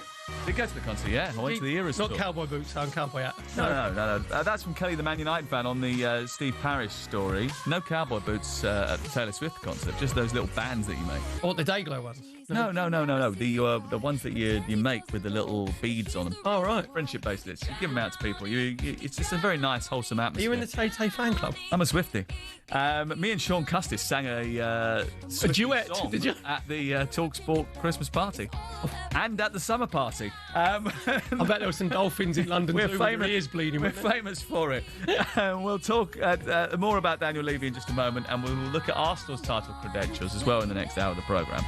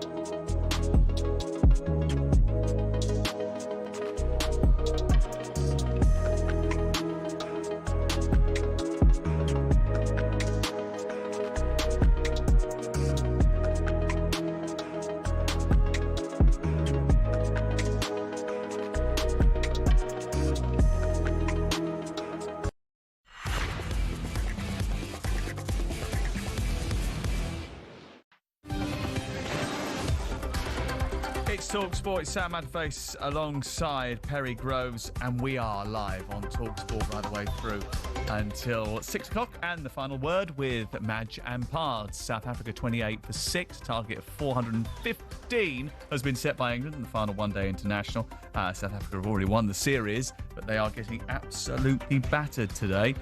Max Verstappen won the Italian Grand Prix earlier on. And the WSL, the headlines coming up a little bit later. We'll dissect it with Angelina Kelly. But suffice to say, a very good Merseyside derby for Everton, who beat Liverpool at Anfield by 4-1. Now, do you want the chance to win £25,000 in cash plus Oasis tickets to the very last show at Wembley on the 27th of September? Well, listen up, because we're giving you the chance to win our biggest competition yet. 2 lucky winners, yes, 2, will win a pair of tickets to see Oasis live at Wembley for the last time. But that's not all. Along with the tickets, one of you will walk away with a massive 25 grand in cash. And for all the details of how to enter, listen up right now, because you could be one of the lucky winners. 18 plus, UK excluding Northern Ireland. For a chance to win, text the word Oasis to 83338 and you're in the draw. Text costs £2 plus 1 standard network rate message. You must have the bill payer's permission. Or you can enter for free by calling 0330 880 338. All entries must be received by the 19th of September at 9 a.m. This is a TalkSPORT limited promotion run on TalkSPORT, Talk and Virgin Radio UK stations. Full terms and conditions at talksport.com.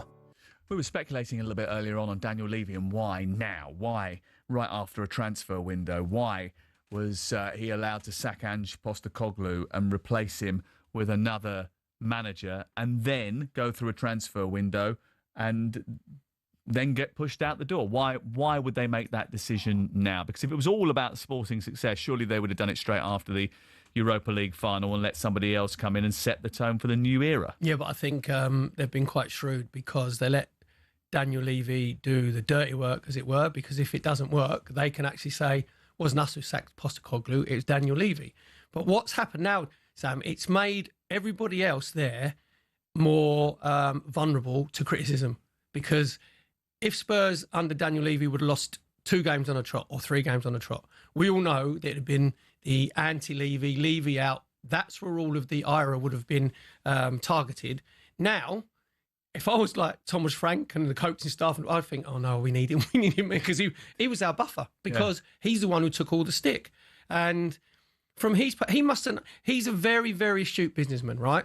I'm amazed if he didn't get an inkling. You know, when you're in, obviously, the business world with Venai Venkatsam coming in from Arsenal, you know, on the football side of it. Then he lost his right-hand woman, Donna Marie Cullen. She went. So, for a very long time. But surely you would get an inkling, if he's been in the business as long as he has, that there was a sea change was coming. And now it's Joe Lewis's kids, I think they're like in their 50s now, aren't they?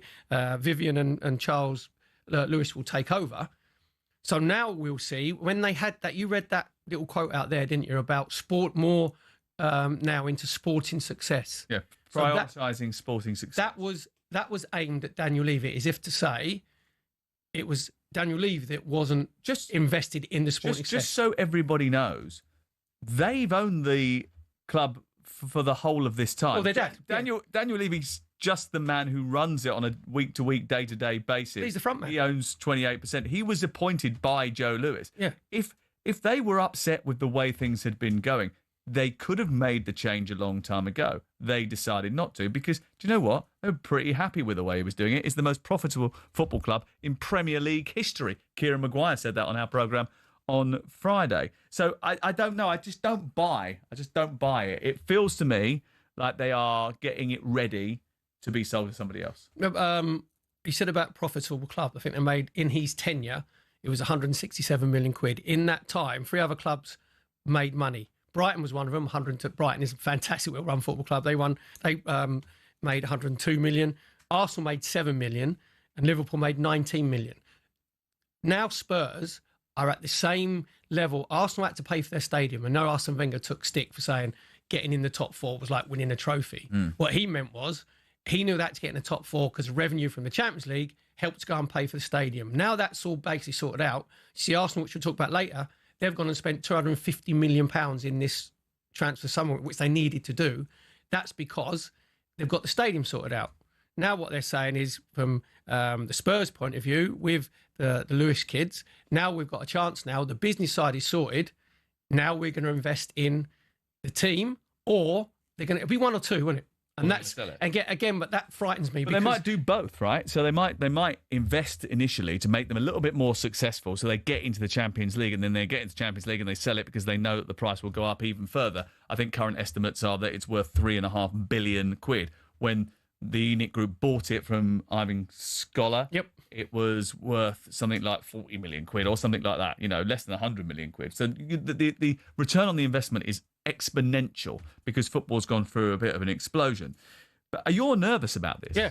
Because you think that this is the start of Spurs actually. It could be. Now, having got themselves on this brilliant platform where they are the most profitable club in Premier League history, they've got the best stadium and the best training ground, arguably. They now can start building as a sports franchise. And that worries you. It does worry me because obviously you've got to get your recruitment right. And I think Crookie's salty cap's going to come out again. You've got to get the right players in. You've got to make sure you spend the money and you trust the people on the sporting side. And one thing with Vinay, who's coming in from Arsenal, is he's very, very good at linking the sporting side and the football side to the business side and the fans. I was going to say he's very good with the fans. Exactly. As well, there's a disconnect at the moment with Spurs fans and Daniel Levy. Now that will be gone. And the only thing that I think with Daniel Levy's tenure, and Spurs fans know better than me, I was panicking in 2019 when they got to the Champions League final. Obviously, I had all me Liverpool scarves and hats on and whatever. And then when they got a penalty after, was it a minute and a half, I thought it was really funny. So that eased the pressure a little bit because our life wouldn't have been living if they've the one that. But after could you imagine being the only big London club that hadn't won the Champions League? No, that would have been terrible for but you. Any argument we'd ever... It's nice being the only club that's done it. Right, but the argument we'd have had with Spurs fans, any argument, if they'd have won that, it's like, yeah, but we've won the Champions League. And we were done. I was going to emigrate. My youngest boy, Drew, lives in Sydney. I said to him, get a flat around you, I'll come and live where you are. But what he didn't do then, under Pochettino... Oh, you're panicking. It wasn't that he didn't back him buying players in. He asked for too much money for the players that Pochettino wanted out in 2019. He knew that Vertonghen was getting too old, Alderweireld was getting too old, Danny Rose was getting too old.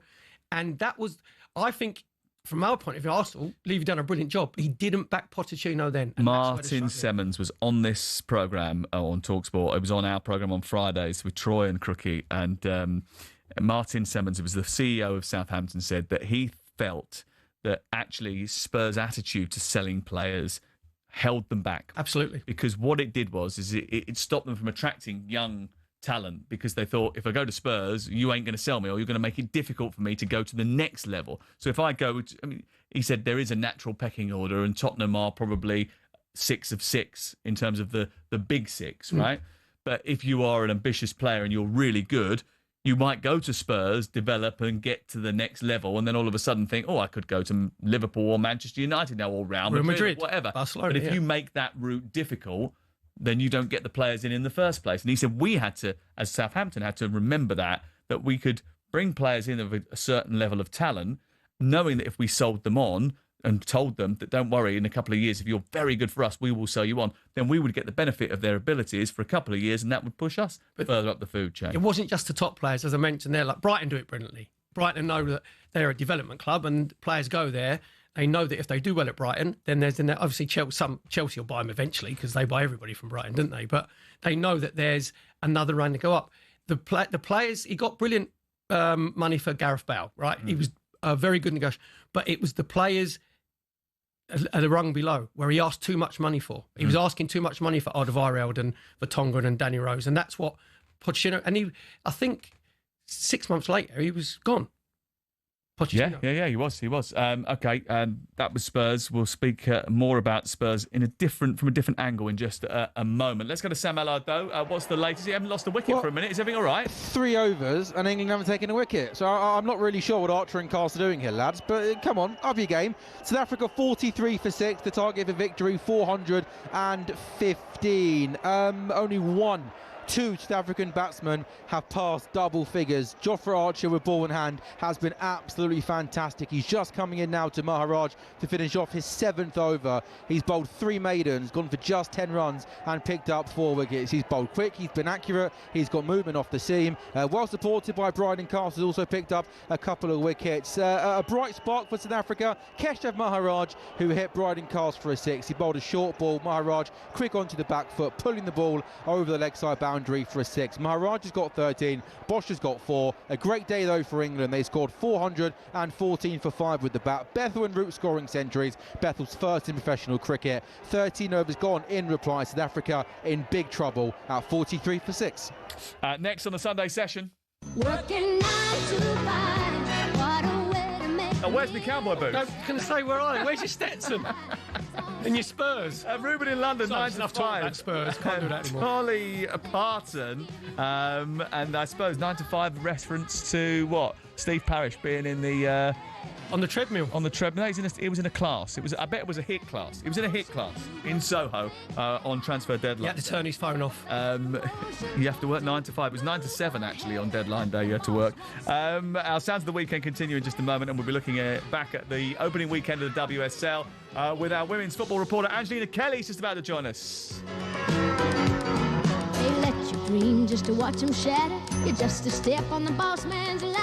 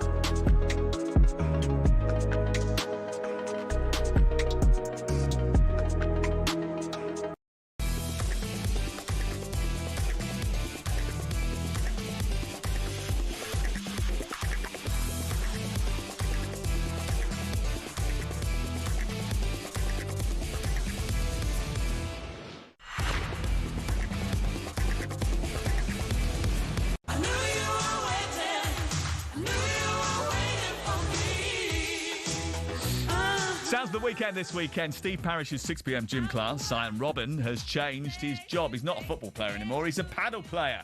George Michael and Aretha Franklin. I knew you were waiting for me. That's a song, isn't it? I like that one.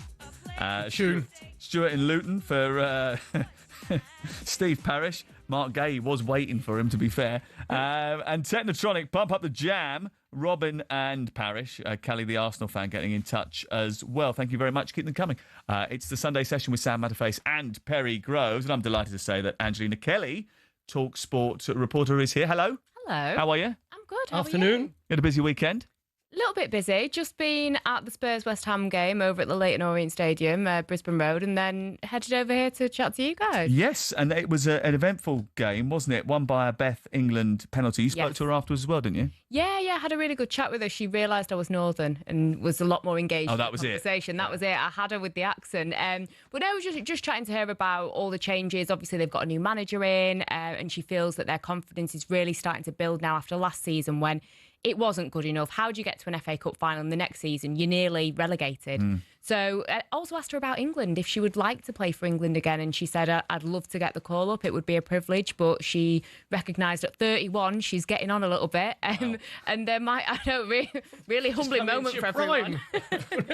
That cuts deep. I know, and she just said, I know there's a lot of young talent, but if they want me, I'm available, and all I can do is just focus on my own game. Yeah, she scored the penalty. Goalkeeper Kinga Szemik, the Polish goalkeeper, actually, she was the number one for Poland in the Euros, wasn't she? She had a horrible injury, didn't she? I was watching that earlier on. Yeah, so Drew Spence, who's a former Chelsea player, 32-year-old, so she's definitely old as well by Beth England's measure. She was rolling back the years. She had a great shot from the right-hand side on the edge of the box, and it was going straight into the far corner, and the goalkeeper, in the process of saving it, collided with the post, and she was down for a while. She did get up as she was being helped off the pitch. I spoke to Rhiannon Skinner. She said obviously she hadn't spoken to her yet and she'd be consulting with the medical staff. But yeah, it did look nasty. She was replaced by former Brighton keeper Megan Walsh, who obviously couldn't get the penalty. So close to it, though. I thought she went the right way, she went the right way. Yeah, definitely. She did. It was a good effort. It was, and they got off with 3 points on the board. And Manchester United had a really good start. They beat Leicester by 4 goals to 0. That after Chelsea and Manchester City played out a 2-1 victory in Chelsea's favour on Friday night. That was the season opener in the WSL. Good game. It was a good game. Really good quality, goals I thought. Yeah, and was keeping in touch with that on Friday night. And yesterday we saw Arsenal and London City Lionesses. Now, obviously, there's a lot of talk about transfers because the transfer deadline was Thursday. Yep. And we keep having these £1 million transfers. Although everyone keeps turning around saying, no, it's not £1 million. And then someone else says, no, it is. It's worth 1.4 million. No, it's not. It's not quite £1 million. No one wants to break the record. Well, it takes the pressure off, doesn't it? Well, exactly. No one wants to be the first tag. £1 million women's football player. Well, I mean, I think Olivia Smith has the quality to be that £1 million. I mean, you talk about the pressure and stuff like that, and this is no disrespect to her, but her family are speaking to the media, talking about how she's got to where she has. It's a moment to kind of celebrate, I think, and I think that she'll be absolutely fine with the pressure. I mean, she looked fine with the pressure on Saturday, didn't she? In terms of debuts at the Emirates Stadium, out of men and women, it's got to be right up there. She was absolutely sensational. Her goal was brilliant. She didn't stop moving. It was hard to even keep track of her. She was absolutely brilliant. And for me, she's going to be a Ballon d'Or nominee, if not a winner in the future. Do you know what? When she picked the ball up just on the left-hand side and then she dropped the shoulder, then cuts inside. Yeah. She had no other thought in her head apart from, I'm shooting here. Yeah, 100%. 25 yards. And I was saying to Sam, when you score a goal like that, there's 2 things you want the goalkeeper to do. You want it to go full length, want her to try and catch it, and it makes it, or just look over your shoulder and think, I've got no chance of getting that, because the goalkeeper didn't move. Did she? She was just stood and just watched it go over right shoulder. And with Arsenal, they were in a bit of pressure. They went obviously 1-0 down. Then the bench, obviously Blackstenius coming off the bench and Marnham coming off the bench and both scoring. Well, this is the thing about Arsenal is they've really invested in their squad and the depth, and it's in order to keep up with Chelsea, because I think they've got about 35 players on their roster. I think Arsenal a lot of players. Arsenal. So I was just about to ask the question.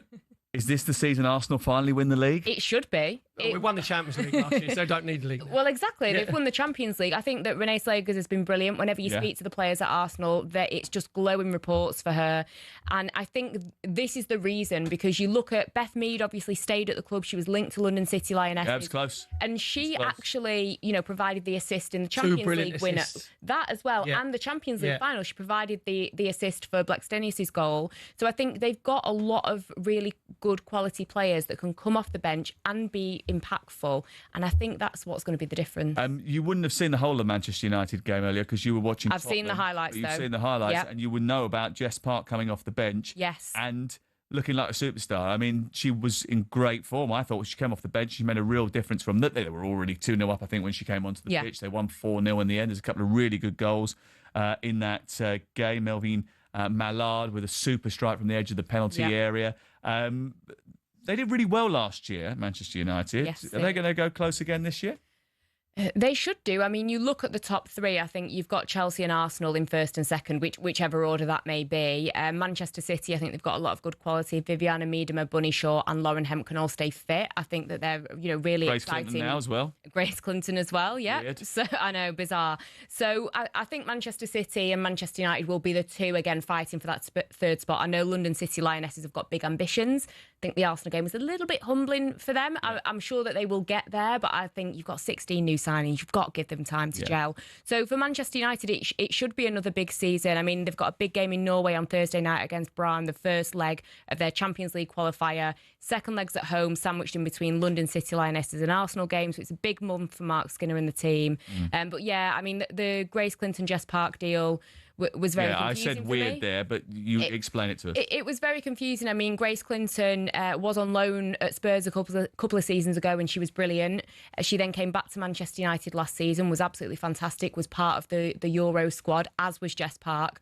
But Clinton said that she doesn't feel like she's on the same page with Manchester United, and I think sometimes she's in a bit of competition with Ella Toone.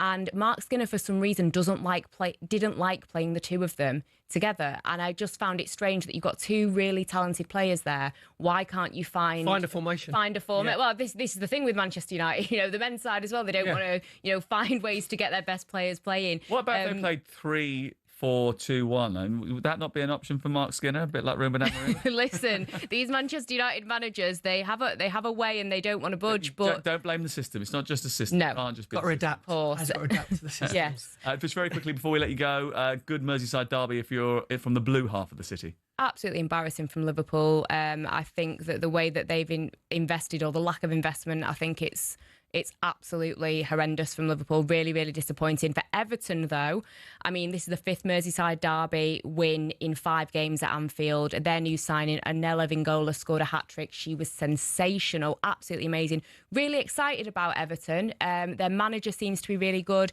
Gareth Taylor's first game in charge with Liverpool, I personally think it was a little bit of a lazy signing, bringing him in as the manager. What was the appointment as the gaffer? Well, yeah, because I think he did well with Manchester City, but he didn't take them to the heights that he should have done.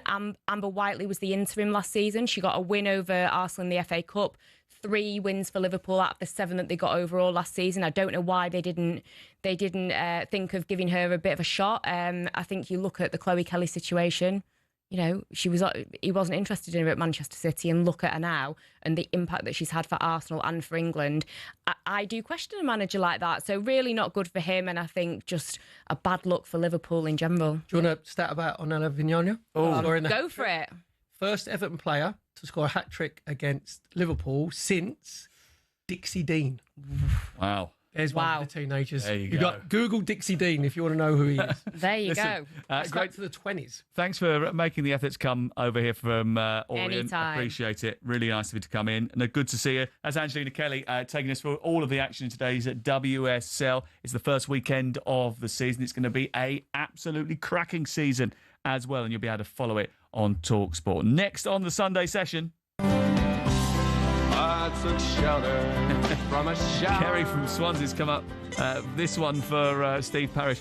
It's the Pogues and a rainy night in Soho. Can't beat a bit of Shane McGowan. Can't beat a bit of that, especially in reference to Steve Parish and his gym class. Next, we're going to be looking at the issues at West Ham United, with the Fan Advisory Board issuing a vote of no confidence against the club's ownership.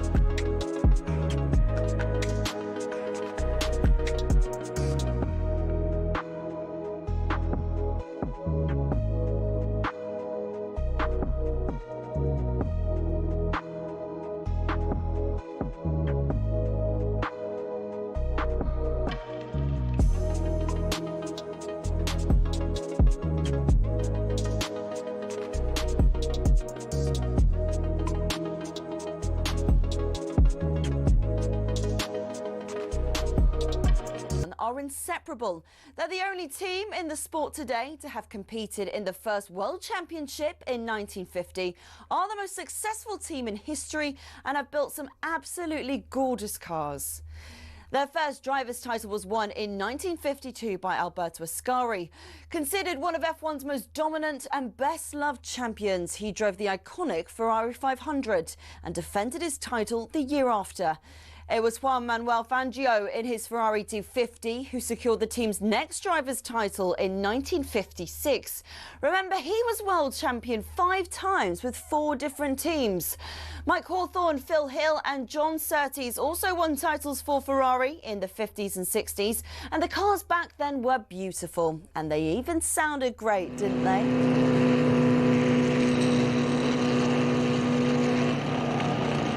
Anyway, Ferrari went 11 years without winning a title until Niki Lauda won in 1975 in the iconic 312T.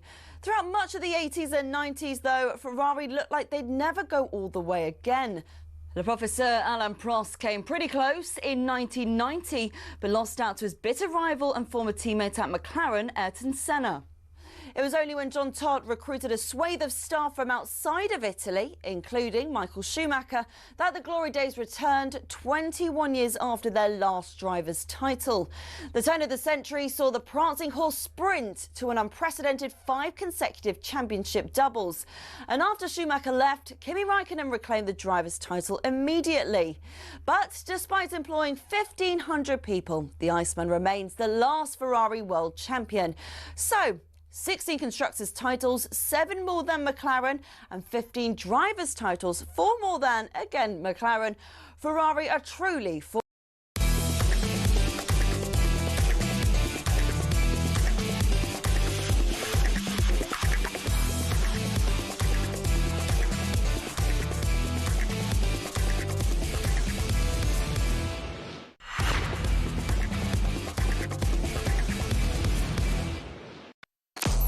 Here. Oh, and he's found the net! What a run and what a goal! There. He hits it first time. What a volley, what a goal! On Sundays. Oh, what a goal! We are everywhere. On DAB Digital Radio and 1089 and 1053 AM. Strap yourself in. It's Destination Football. The Sunday Session on talkSPORT. Hello, very good afternoon to you. It's Sam Matterface and Perry Groves, the former Arsenal winger, on the Sunday Session this Sunday afternoon. And in the cricket, there has been even more wickets for talkSPORT Sam Ellard. South Africa 57 for 8 in pursuit of 415. The last 2 wickets gone to the spinner Adil Rashid. Maharaj trying to take him back down the ground. It found the outside edge, caught at first slip by Root. Then Rashid bowled Youssef with an absolute beauty 4-5. South Africa 57 for 8. Probably irrelevant, but they need 358 more runs for victory. Yeah, they ain't getting that.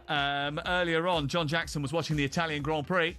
After bagging his 45th pole position for Red Bull Racing yesterday, Max Verstappen completed a dominant performance at Monza to win the Italian Grand Prix by 19 seconds. He was ahead of Lando Norris, who briefly lost second place towards the end of the race after a slow pit stop, losing his place to Oscar Piastri, his teammate and championship rival. Team orders then kicked in. Lando got the place back from Oscar, and he cuts Oscar's lead in the championship to 31 points with 8 races remaining. A good day for Lewis Hamilton as well at the Italian Grand Prix in front of the home Ferrari fans. He started 10th and finished 6th. It's Azerbaijan in 2 weeks' time.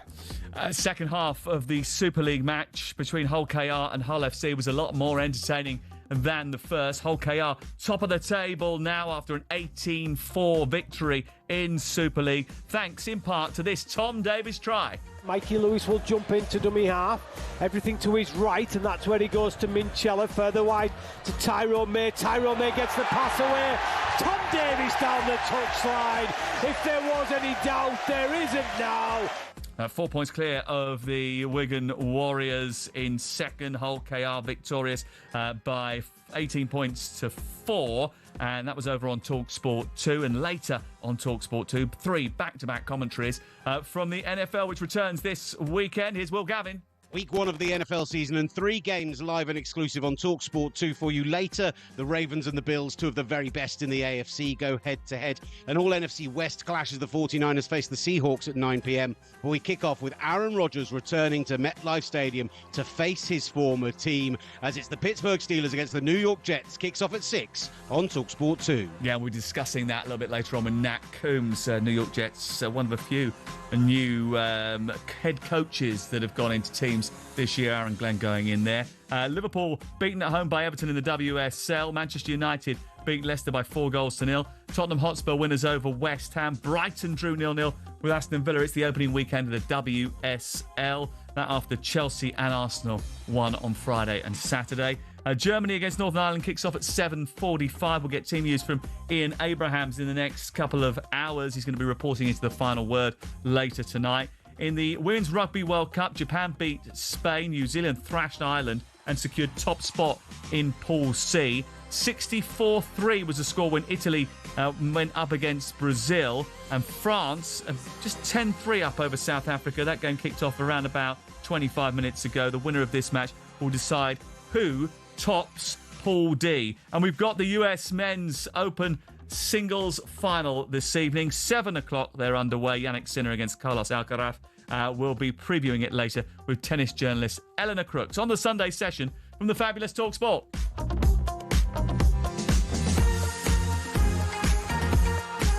Yeah, and a reminder that talkSPORT is now available on your smart TV. Just grab the Android app on your Android TV. You can get it on your Google TV as well. We're even on Prime Video as well. talkSPORT live on your screen as well as live on your speakers. It means you get to see the Ginger Winger in all his glory. You did say winger there. I did say winger. Oh, right, okay, yeah. Ginger Winger. Been called a lot worse. What have you? Oh, I well, doubt it. even when my name was read out at Highbury. You know, in the old days, They we used loved to do you. 1 to 11. Yeah. Number 9, Alan Smith. Hooray, number 10, Paul Murray. Number 11. Number 12. Number 11. Oh, sorry. Boo! Go give us a chance. I haven't started yet. West Ham United fans are a little bit upset at the moment. They're booing their owners. They're not very happy with them at all. The Fan Advisory Board, which is a group of different fan groups that actually advise the board about what they want to see from the club, have hit out at the unacceptable running of the club, and they're going to be planned protests for the games against Crystal Palace and Brentford. They've actually delivered a letter of no confidence in the board. And the question now is what happens next, because it's almost a little bit like civil war. There was sort of like a discussion where people were suggesting that the board actually had agreed to meet them after receiving this letter of no confidence. But the Fan Advisory Board wrote to 4 shareholding directors collectively on Friday the 29th of August. They haven't received a reply from anyone. They had a response from the director who sits on the Fan Advisory Board requesting a meeting, but they have pointed out that's not what they asked for. They wanted to meet the actual board. So the board have not agreed to meet them as of yet. Somehow, some way, West Ham have got to heal these wounds, haven't they? That the board have got to try and reach out to this group and try and reach out to the supporters and iron out their differences, because otherwise it's just going to make for a toxic atmosphere at the 2 games that they've already planned protests at and further into the season. That's not great for Graham Potter. Who are the most important people and things at a football club? Number 1, the fans, because they're consistent. Owners come and go, managers come and go, players come and go, and the people that work at the football club. So you have to have a synergy from fans to the people that work at the club, to the players, to the coach staff, and then to the owners. So if you was advising, I'm not one to advise like Karen Brady or David Sullivan, engage with the fans. Try and get them on side, because it can turn toxic very quickly at the London Stadium. And everybody says about, it's an athletic stadium. When they were under David Moyes there and they were having big nights in the Europa Conference League and they were winning quarterfinals, And the Europa semi-finals. League. Remember, they went to the semi-final of the Europa League. Exactly, yeah. The place was rocking, Sam. I was lucky to be there a couple of times. Honestly, what goes on the pitch, then that determines what the atmosphere is going to be like in whether it's a football ground or football stadium. But at the moment, I think West Ham fans not only feel a disconnect from the owners, but I think they don't think that they're sharing their ambitions. Because going into the London Stadium, it was going to be, what's it cost them? 2.5, 3 million quid a year, doesn't it? To obviously hire it. Don't even have to play for the goals or the corner flags, whatever. So I think West Ham fans thought, right, number 1, we should never be in danger of any relegation ever again, because of long as you invest properly in the players. Number two, the stature of the club. We should be challenging, not necessarily for Champions League places, but for the European places. You know, you should be challenging to get yourselves in the top 7 or 8, and then you can kick on. And you see like teams like Brighton finishing above you, which is a brilliantly run football club. Crystal Palace finishing above you. Brentford finishing above you. Then West Ham fans think, actually, no, we should have more ambition than that. And I don't think that the owners are sharing the fans' ambition. Yeah, because I think when they went to the London Stadium, they were promised a world-class venue, and they were promised to become a team that were challenging for greater things, right? And look, let's be clear, they've won a European trophy. That is a first trophy for 45 years. It was a magnificent night. I was there, like 45 commentated on it. It was one of the best nights that West Ham have had in a very long time, and I was amongst the celebrations. It was great. It was brilliant for them. But I feel like they failed to build on that. You know, the next day after that, David Sullivan was on this show. It was on Jim White's show, talking to Jim about selling Declan Rice. That was the next step. So you win the Conference League, and the first thing you do is sell your best player. Now, I think was the right thing to do. He was going to go anyway, get him out for 100 million quid, and then invest it wisely. But they didn't do that. No. Because the structure's not right. The structure is too chaotic, really. You might have now sorted out Carl McCauley to help Graham Potter with the recruitment, who he trusts and wants him to be there steering that. Tim Steighton has gone. But there is no proper structure because there's too much influence. Karen Brady wants to say. Daniel Krastinski wants to say he's the Czech millionaire who's put loads of money in. David Sullivan has the ultimate say. There's a lot of people that want to influence transfer procedure. So the building of a squad isn't always as methodical and as clear as it is at Brighton, as it is at Bournemouth, as it is at Brentford. And when you see those clubs overachieving to the extent that, you know, there's every chance that, well, one of them's definitely played in Europe, the other two have threatened to get up there as well, then you can understand why the West Ham fans are turning around and saying, well, hold on a second, why aren't we behaving in a professional manner in order to be able to recruit players for a long-term project? The thing is, it's lazy recruitment. It's not just West Ham, or I think that are lazy in recruitment. There's a lot of clubs that you could put in to that bracket. I just think as well, you said about aligned thinking. So David Moyes gets their first trophy for 43 years, and it's a brilliant night. And for West Ham fans, when Jared Bowen ran through, you had that, you know, it's that 1-2 seconds of thinking, is he going to score? Is he going to score? And he scores. So you have the build up to it. The elation, right? Which that's why you go to football as fans, because you know that you're going to get more down times and good times, and you make sure you enjoy the good times, right? So then the argument was David Moyes' style wasn't the West Ham way, right? And by the way, West Ham way got him relegated like 4 times. I think it was from 2007 to 2000. And I think that's worth pointing out, actually, because there is a sort of misconception that the West Ham fans think that they should be winning the Champions League or challenging for the title. I don't think they feel like that. I think they just want to play at a level where they feel competitive and they want to be entertained. They want to play good football. They're realistic, right? But as I said, then you say no aligned thinking. So David Moyes goes because we all know that David Moyes is you hold on to what you have and then you hit teams on the counter-attack. You know, the fashion now is to press from the front and be high intensity. Then they go and get Julian Lopetegui. What was his style at Wolves? Yeah, I didn't get that. His style was... We said that at the time. That was a really 5 at the back. Appointment. We have what we hold. It was exactly the same. So there's no... And Tim Stainton, you said there, that was his appointment. Then, you know, there was falling outs. Graham Potter comes in. Didn't Tim Stainton get banned from the training ground by 2 separate managers? Yeah. So the thing is, there's a common denominator there somewhere, isn't there? You know what I mean? It can't be always someone else's fault. But then Graham Potter comes in, and then you think, right, this is the manager who likes to play easy on the eye football, on the front foot. But the thing is, Graham Potter's gone in. I couldn't tell you what his style of philosophy is now, because I think he's got caught in between of how he should be playing, how he wants to play.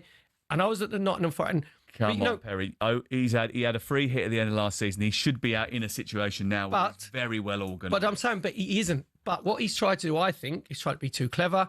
I was at the Nottingham Forest game, and he was under massive pressure because your mob hammered them and they actually threw the towel in, got beat 5-1.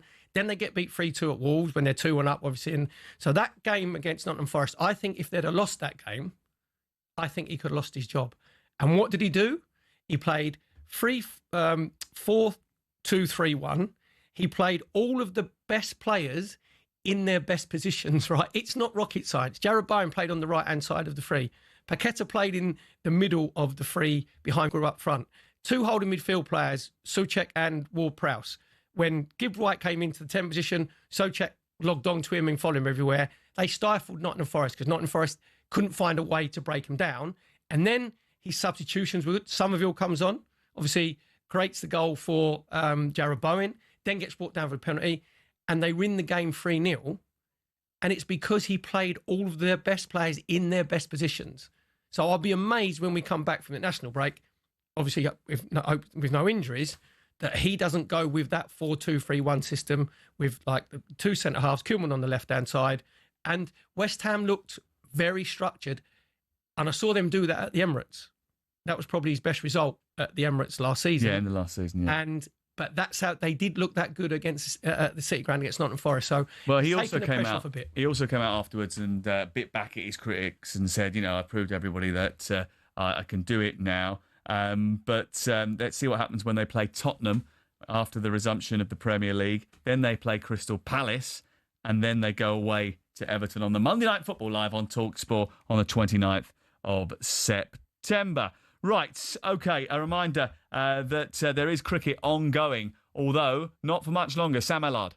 South Africa 72 for 8, their target for victory 415. England are on the verge of the biggest winning margin in ODI history. The biggest winning margin when batting first is 317 runs. South Africa are 343 runs away from that target. So a record could be broken. They're 8 down, but this could be the last wicket England need because the captain Bavuma cannot bat because of injury. Jofra Archer, pick of the England bowlers so far, 9 overs, 3 maidens, 4 wickets for 18 runs. 2 wickets for Kars, 2 wickets for Rashid. Bosch is the highest score of the South Africa innings so far. That's just 20 runs. England in absolute control. South Africa 72 for 8. 1 more wicket for England will do the job. Next on the Sunday session.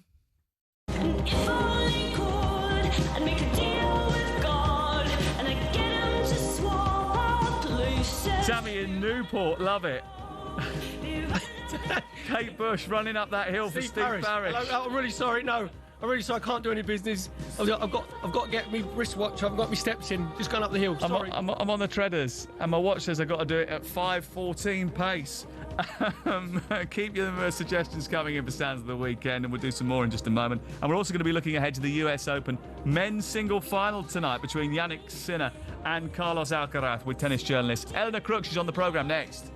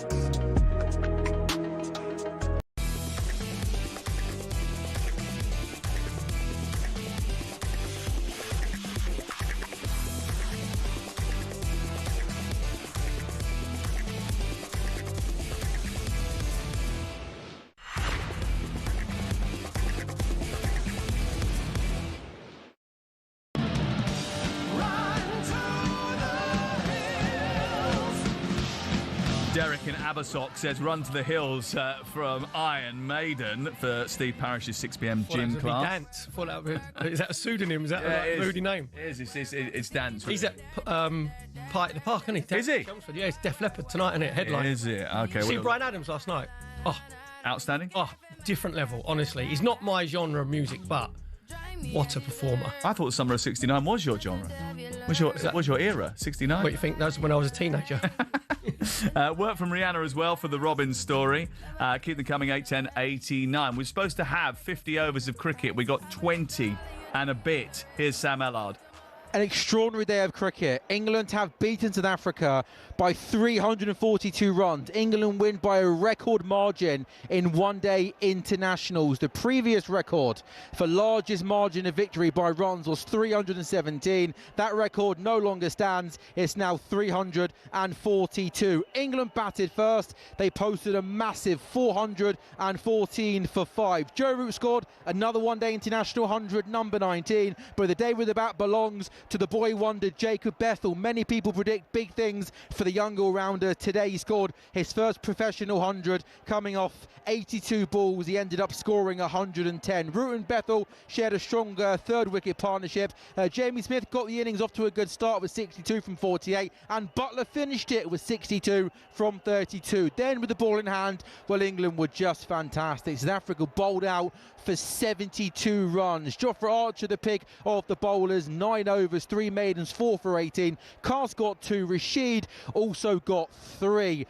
Corbin Bosch, the top run scorer, with 20. Only 2 South Africa batsmen managed to reach double figures. So one of those days for England where everything just went right. Unfortunately, it has no bearing on the series. South Africa win it 2-1. England's form, though, Sam Matterface, in the last 2 years in one-day international cricket has been nowhere near good enough.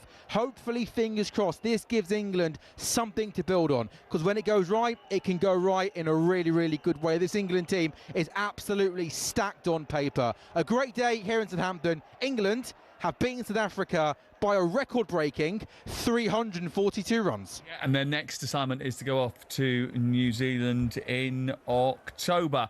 Thank you very much to Sam Ellard. Let's speak to Eleanor Crooks, who's in New York at Flushing Meadows for the US Open men's singles final. Yannick Sinner against Carlos Alcaraz. We were all enthralled by the Wimbledon final, the French Open final. Sinner Alcaraz has got a sort of ring about it, hasn't it? I mean, well, I wonder whether eventually we're talking about these two coming up against each other so regularly that they eventually overtake the era of Federer, Nadal and Djokovic. They're amazing to watch. Yeah, I mean, it's certainly possible. By meeting each other in a third Grand Slam final this year, they've already done something that Federer and Nadal never managed to it, which seems incredible given the dominance that they had. So, yeah, I mean, they're so far and away ahead at the top of the men's game. The gap is enormous. So it seemed right from the start of the tournament. It was inevitable that they would meet again. And as you say, the French Open final obviously just went Alcaraz's way. Sinner got revenge in the Wimbledon final, so it's poised perfectly, really, for somebody to take the upper hand again, and also whoever wins this one will end up as world number one. So yeah, there's a lot on the line. Alan, did we see this coming in 2022? You had the Sincaraz game, the infamous game where it went on till like 3 a.m, didn't it? Like a 5-setter. Yeah, that's right. I remember that one because I was sat in the stadium watching the clock tick by. But it was one of the best matches I've ever seen live. Yeah, just incredible. And then I remember at the end of that tournament when Alcaraz won the title, and we asked his coach, you know, who do you see as his big rival? And he said, where Yannick Sinner, even though at that point I don't think Sinner had been past the quarterfinals of a Grand Slam, but there was obviously something really special about him. So I think these have been the two guys that have been marked out. I don't think anyone probably thought they would dominate already to the extent that they're doing. It did seem like there were other challengers, but they've just gone up so fast that they've whizzed past everybody. It's interesting because there's two ways you can look at it. This is a massive positive for the game that you've got this rivalry that has started to emerge right at the end of Djokovic's career. Nadal and Federer have already gone, so it's almost like the baton has been passed to these two. But if these two play every Grand Slam final, we know at the beginning of a Grand Slam, it's always going to be these two at the end. It becomes a little bit predictable. Who is the closest to challenging them? Yeah, that's the question I think that everybody's been talking about all week or fortnight here, because really they haven't been challenged particularly. To me, the worrying thing is that the closest still seems to be Novak Djokovic, even though he's 38 and based on the Grand Slams this year isn't really that close to beating them, but he can beat everybody else. It looked like maybe in Australia, Alex Zverev got to the final, didn't really test Sinner. I think the semi-final that Sinner had here against Felix Auger-Aliassime, that was a good match, and Felix is only 25 and certainly has the potential and the game to get there again into the top 10. There's some really young guys. There's a Brazilian called João Fonseca, who everybody's really excited about, but he's only 19, and I think it will take him a couple of years to get to that point. We were obviously all really hopeful about Jack Draper, and we still are. His body is a big question mark, whether he can get himself fit. So, yeah, I think at the moment it is hard to see who is going to be that person, as Novak Djokovic has said, who's going to be the Novak Djokovic as he played that third role to Nadal and Federer, who's going to come through and really challenge. So they say in boxing that styles make brilliant boxing matches. Is this what makes this so intriguing, because of the different styles of Sinner and Alcaraz?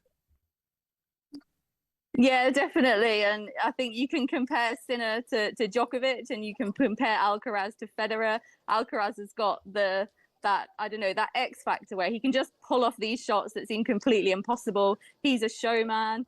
Sinner is much more contained. He doesn't really show much emotion, but he's just got this absolutely incredible athleticism and a sort of robotic ability to put the ball into the corners. So yeah, I mean, that's partly what makes their matches so great, I think, is that clash of styles, that clash of personalities, and the fact that they always seem to bring the best out of each other. Eleanor, we look forward to this. Yannick Sinner against Carlos Alcaraz is 7:00 tonight. We'll keep you updated right here on talkSPORT. Eleanor, enjoy the final. It should be another epic. We're looking forward to following it, and we'll speak to you soon. Thank you very much for joining us. Thanks very much. Thanks, Eleanor. See you later. Next on the Sunday session. I just wanna make you sweat.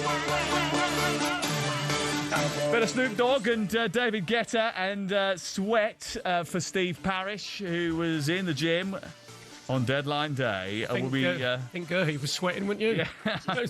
Hello, Steve. What's happening? Hey, what? Hello, Gomez. Oliver Right. Glasner was sweating as well. Next, we'll be looking ahead to a brilliant evening of NFL on talkSPORT 2. We got 3 games back to back to back.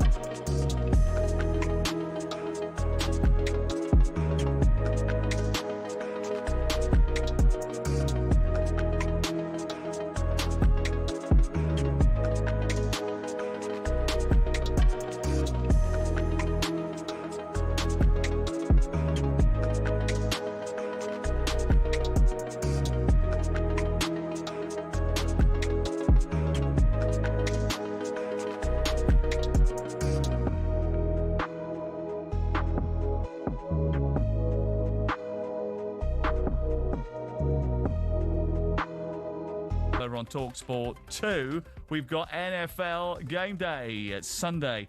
Always sees the best games of the week. The new season is here, and America's Game is taking over talkSPORT 2 from tonight. 3 back-to-back commentaries. We've got the Jets and the Steelers, the Seahawks and the 49ers, and the marquee game of the weekend is the Buffalo Bills and the Baltimore Ravens. And Nat Coombs is here. He's presenting our coverage. How you doing? Good to see you both. Oh, Nat. Great to see you as well. The Pittsburgh Steelers and the New York Jets squaring off on Sunday, and this has got a real good tale about it, hasn't it? It does. Aaron Rodgers is right at the centre of it. This is, of course, a quarterback who is one of the very best of his generation. He'll be in the Hall of Fame, when he hangs him up.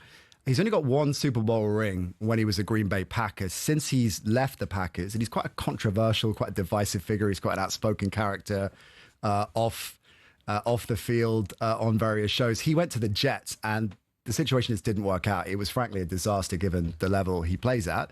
He's now moved across, gone to the Steelers, left the spot at the Jets, and a former Steelers quarterback, Justin Fields, is now the quarterback for the Jets. So it's very much got a revenge arc, that one.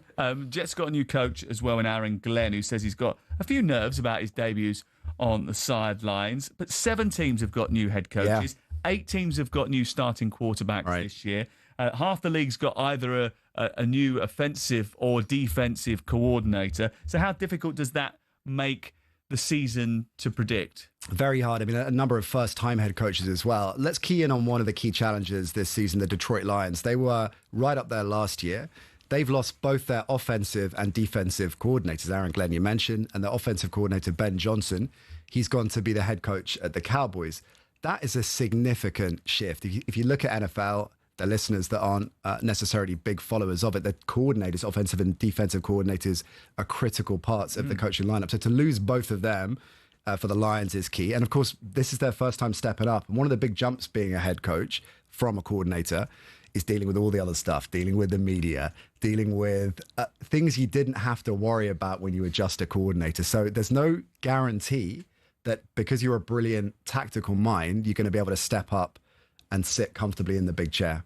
Talking of coaches, there's a brilliant story from an English coach going over to the NFL, started off at the London Warriors. That's right. Is that Aidan Durd? That's right, yeah, Aidan. How did he have that journey? Because that's a really unusual step, isn't it? Incredibly unusual. I mean, we've seen a lot of players go across, mainly through the International Pathway Program, and this is typically, and Lewis Rees-Zammit, of course, is the most recent big name to do that, typically players that have changed lanes from rugby often, and they get a spot on a practice squad, so a roster to learn their trade and see if they can make the jump. And that's becoming more and more consistent, and a lot of players are making that jump successfully across the world. For coaches to do that, that's an altogether different level. So for Aidan to achieve that and to be coaching at the level he is now at the Seattle Seahawks is a phenomenal success story. Time is running out for us because I know you've got to be on air in about 4 minutes. Time also No pressure. running out for Mike Daniel as the Dolphins head coach. I'm a bit worried about this. The likewise. black track bullies. The postseason record sort of backs that up, I suppose. Look, I'm going to leave the room with some optimism Come here on, for the come on. Dolphins. I think everybody's called them a potential dumpster fire this season. You're right. He is a head coach who is on the hot seat, which is ridiculous because the season hasn't even started yet.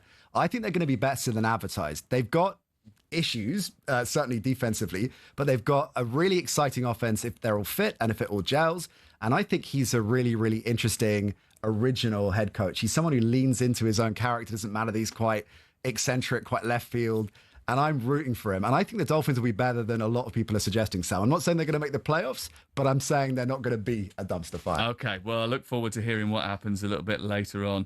Thank you very much for joining us. Good to see you both. Appreciate that. Indianapolis Colts for the Dolphins tonight, but our commentary games are Pittsburgh Steelers against New York Jets, Seattle Hawks and the 49ers. Baltimore Ravens and Buffalo Bills is 1:20 in the morning overnight, all on talkSPORT 2. And the latest episode of the brand new and refurbished talkSPORT Daily podcast is available now as the NFL returns across the talkSPORT network. And podcaster Greg Rosenthal joined Will Gavin on today's edition and revealed his favourite storyline to look out for this season. This is abnormal what the Chiefs are doing, and they're going to be in the mix at the end of the year. It would be shocking if they weren't. But to have two quarterbacks who are playing on Sunday Night Football with Josh Allen and Lamar Jackson, who essentially split the MVP award a year ago, and have smart franchises building up around them, to have those 3 quarterbacks all in the same conference. And meanwhile, over on the side, like Joe Burrow's like, I wish my franchise was as smart as yours because I'm just as good as you. It's crazy. Greg Rosenthal on the talkSPORT Daily podcast. He is fantastic, by the way. Make sure you give it a listen. You want to hear more of that, then download the talkSPORT Daily podcast. It's available from all the usual podcast apps, as well as the talkSPORT app as well. 6 o'clock tonight, it's Alan Pardew with Madge. How are you? Very well, thank you very much. Good. What's been going on? A little bit of this, a little bit of that, a bit of golf, bit of, football watching. Yep. England yesterday. How did you find it? Hard to watch, obviously. A lot of criticism this morning, as you'd expect, over the last 24 hours or whatever. That's what happens when you're England manager and the performance doesn't quite rack up to expectation. Now, did you think that it was going to be better than it ended up being? Well, I'm beginning to wonder, like everybody else, while we've paid so much money for this manager, what he's going to bring new. I'm not quite seeing anything that's like making me go, oh, quite like that. Are you underwhelmed or disappointed? Underwhelmed, I think, is the word I would use. When you're watching it, Pards, obviously you had your manager's head on, you have like a coach's head on, you have a fan's head on, whatever. When it went flat, and it went flat, didn't it? You could actually hear the quiet in the stadium. I was disappointed that he didn't do it as a manager, something different to try and change it up, whether it's make substitutions a lot earlier in the first half, put 3 players on, say, right, give us some bit of energy. Here's one for you. Swap the wingers over for maybe 10, 15 minutes. He didn't do anything. He just watched it. The centre halves keep passing it like Chuckle Brothers and to me to you. And that was the thing that surprised me because I thought he would be more proactive. Yeah, and I think when you look at when you're a football manager and you're setting your team up, you do have to take into account the opposition. Now the opposition haven't scored for 14 games in international football. There ain't much of a threat there. I said take a centre half. So literally, you could do anything you liked in that game to kind of raise the morale, not just of the actual team that's playing, but the supporters in the stadium and the media and everybody else, and give yourself a little bit of a, I tried something different, and et cetera, et cetera. Is that a problem that he needs to negotiate? The fact that actually they need a little bit of toffee. The crowd need a little bit of toffee. The England supporters need a little bit of toffee. You need to give them something. A bit sticky. You need to give them, give them a little sweetener, don't you? Yeah, okay. And the media Never as well. heard that term. Is it that a northern term? Or? Yeah, he just made it up. Yeah, just made it up. All right. Definitely a northern term. Yeah, okay. But it's you do. Yeah. And sometimes you have to do something that looks a little bit crazy or unorthodox. But this will come back to the nationality thing as well. I always think this, we had Capello, Italian, and he managed us in an Italian way. And we had so many problems, not just on the pitch, but in the dressing room and particulars, of a different, and he's Germanic. He's Germanic manager, and very pragmatic. The philosophy of the team, this is the way we play, and that's how it is. It's the English fan who is going to have to get used to it. It's a winning way. I mean, his record is pretty good. I mean, you can't complain about his success rate. And also, they've won 4 games going competitive. Well, let's be honest. We all know, my mum, bless her, could get one these 4. There's no. What she play? What formation? She's 93. 3 at the back. My mum would be 4-4-2 all day long. 2 big centre forwards get it. Yes, absolutely. Bang it down the channels, my mum. Why don't they put it down the sides, Alan? Turn them. Yes. Turn them round, and let's win some set plays. Anything else that you want to tell us is coming up on the show? No, we got a few things. We have a bit of an issue with another part of this station. Oh. That we'll be bringing up in the show, so that's worth listening to. You want to tell us what it is? Who it is? It's about copyright. So it's about copyright. It's about copyright. It's a teaser. Pards is getting it. Is this a teaser? Look, it's a teaser. You'll have to listen to the show. I know you listen on the way home anyway. He's media. I do. Yeah, He's okay. Media now, isn't he? Well, I don't know about media because I was going to have a little pop at you the other day, didn't I? And then you contacted me and you wanted it left out, so I let it go because that's the sort of person I am. That's the sort of person I am. I let things go if I there first and just see if it's happy on it. Well, I'm not here to upset people. I Ever the professional Pards. Yeah, ever the professional. I'm not here to, it's not here to make a marker. Just like to, Well, you have made a marker on me because I saw Sean Dyche earlier on, and he came up to me and he said to me, "I haven't seen you for ages. You all right?" He said, "You look like you've been in the gym." He said, "Are you okay?" I said, yeah, Alan told me I was fat, so I've been in the gym for 6 months. What, you got you and Steve Parrish next door to each other? I was in the Soho gym with Steve Parrish. Both on the phone. No, not on the phone. Or not on the phone. Yeah. Nice to see you. Okay, cheers guys. See you soon. See you soon. Thank you. We've got Alan Pardew and Madge straight after 6 o'clock tonight. Looking forward to that. But next on the Sunday session... Billy Joe shot a man while robbing his castle. Take the Money and Run from Steve Miller and the band. Fantastic. Appreciate that. Thanks for getting in touch, Alf, with the latest text Mark message. Gurhey texting I think it might be. to Steve Parrish. Next, we're going to hear from our resident Gooner, Perry Groves, on Arsenal's title challenge before we go at 6 o'clock this season. Go on, take the money and run.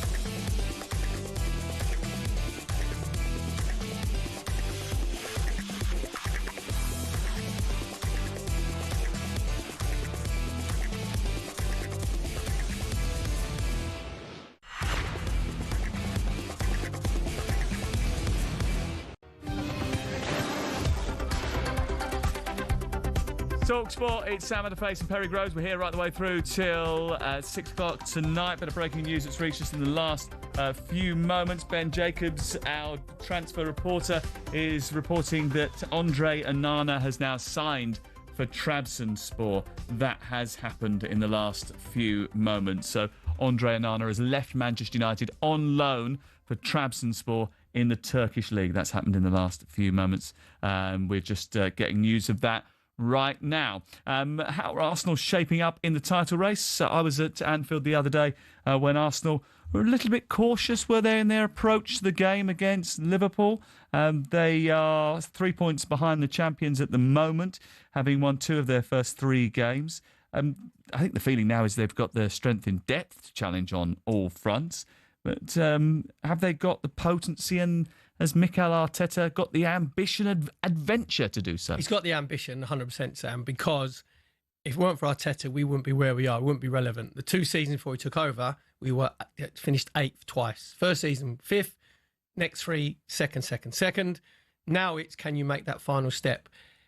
The criticism I would have, and I'm a massive Arteta fan, don't get me wrong, because, as I said, we're here because of him, basically. Against Liverpool, when Liverpool struggled against Newcastle, even when Newcastle down to 10 men, they struggled against Bournemouth when Bournemouth got back into the game at 2-2 with 2 brilliant Semenyo goals. Those 2 teams went for Liverpool. They went and they pressed and they were prepared maybe to lose the game to go and try and win it. And when I saw the team selection, we spoke about it, I was disappointed that Eze wasn't in from the start instead of Martinelli. I think that just showed that it was a little bit of, okay, let's keep hold of what we've got, which is fine. Then when you get into 0-0, because, you know, Anfield went quite quiet, you get into 0-0, then you think, come on now, we've got to be brave. Now you've got to be brave and make same thing, early substitutions, put Eze on a bit earlier, put Odegaard on a bit earlier, and go for it. And that was the only thing. If you draw 0-0, and obviously it's a worldie from Szoboszlai, right? But if you draw 0-0, then you go, actually, first 3 game season, really difficult, away at Old Trafford, and away at Anfield against Liverpool. If you get 7 points out of the 9, you'd say, actually, against one of your title rivals, that's a good start. But I think Arsenal fans just felt a little bit, just as you said there, that I think we get control of games, but then the next step is, are you just going to release the hounds a little bit and let them go and express themselves? Especially when you're going to get teams like Andorra playing at the Emirates, where they're going to sit very deep. You've got to then say, if Eze's playing, or obviously Bukayo Saka's hopefully back fit, that you just release them and go and express yourselves. Go and take risks. But it's not just Bukayo Saka anymore, is it? I mean, he was so central to everything that happened at Arsenal in an attacking sense for so long, but they've now got Madueke, they've now got Eze, they've now got Gyökeres, which is someone that they've craved. Havertz. Odegaard is supposed to be back to full fitness. Havertz is there as well. There is a wealth of attacking talent. Martinelli, we haven't even mentioned him. Trossard, who hardly features now, because there's just so many of them in that front unit that can come on and can influence the game. So there should be enough to open up the tightest of defences. I think they'd be a little bit disappointed that, having seen Liverpool concede so many goals in the first 3 games of their season, that actually they ended up going away from Anfield without scoring. Yep, very much so. I think it was an opportunity missed. Play Nottingham Forest next Saturday. Obviously, there's been troubles off the pitch for Forest, and you know that Forest will sit deep and they'll try and hit you on the counter-attack.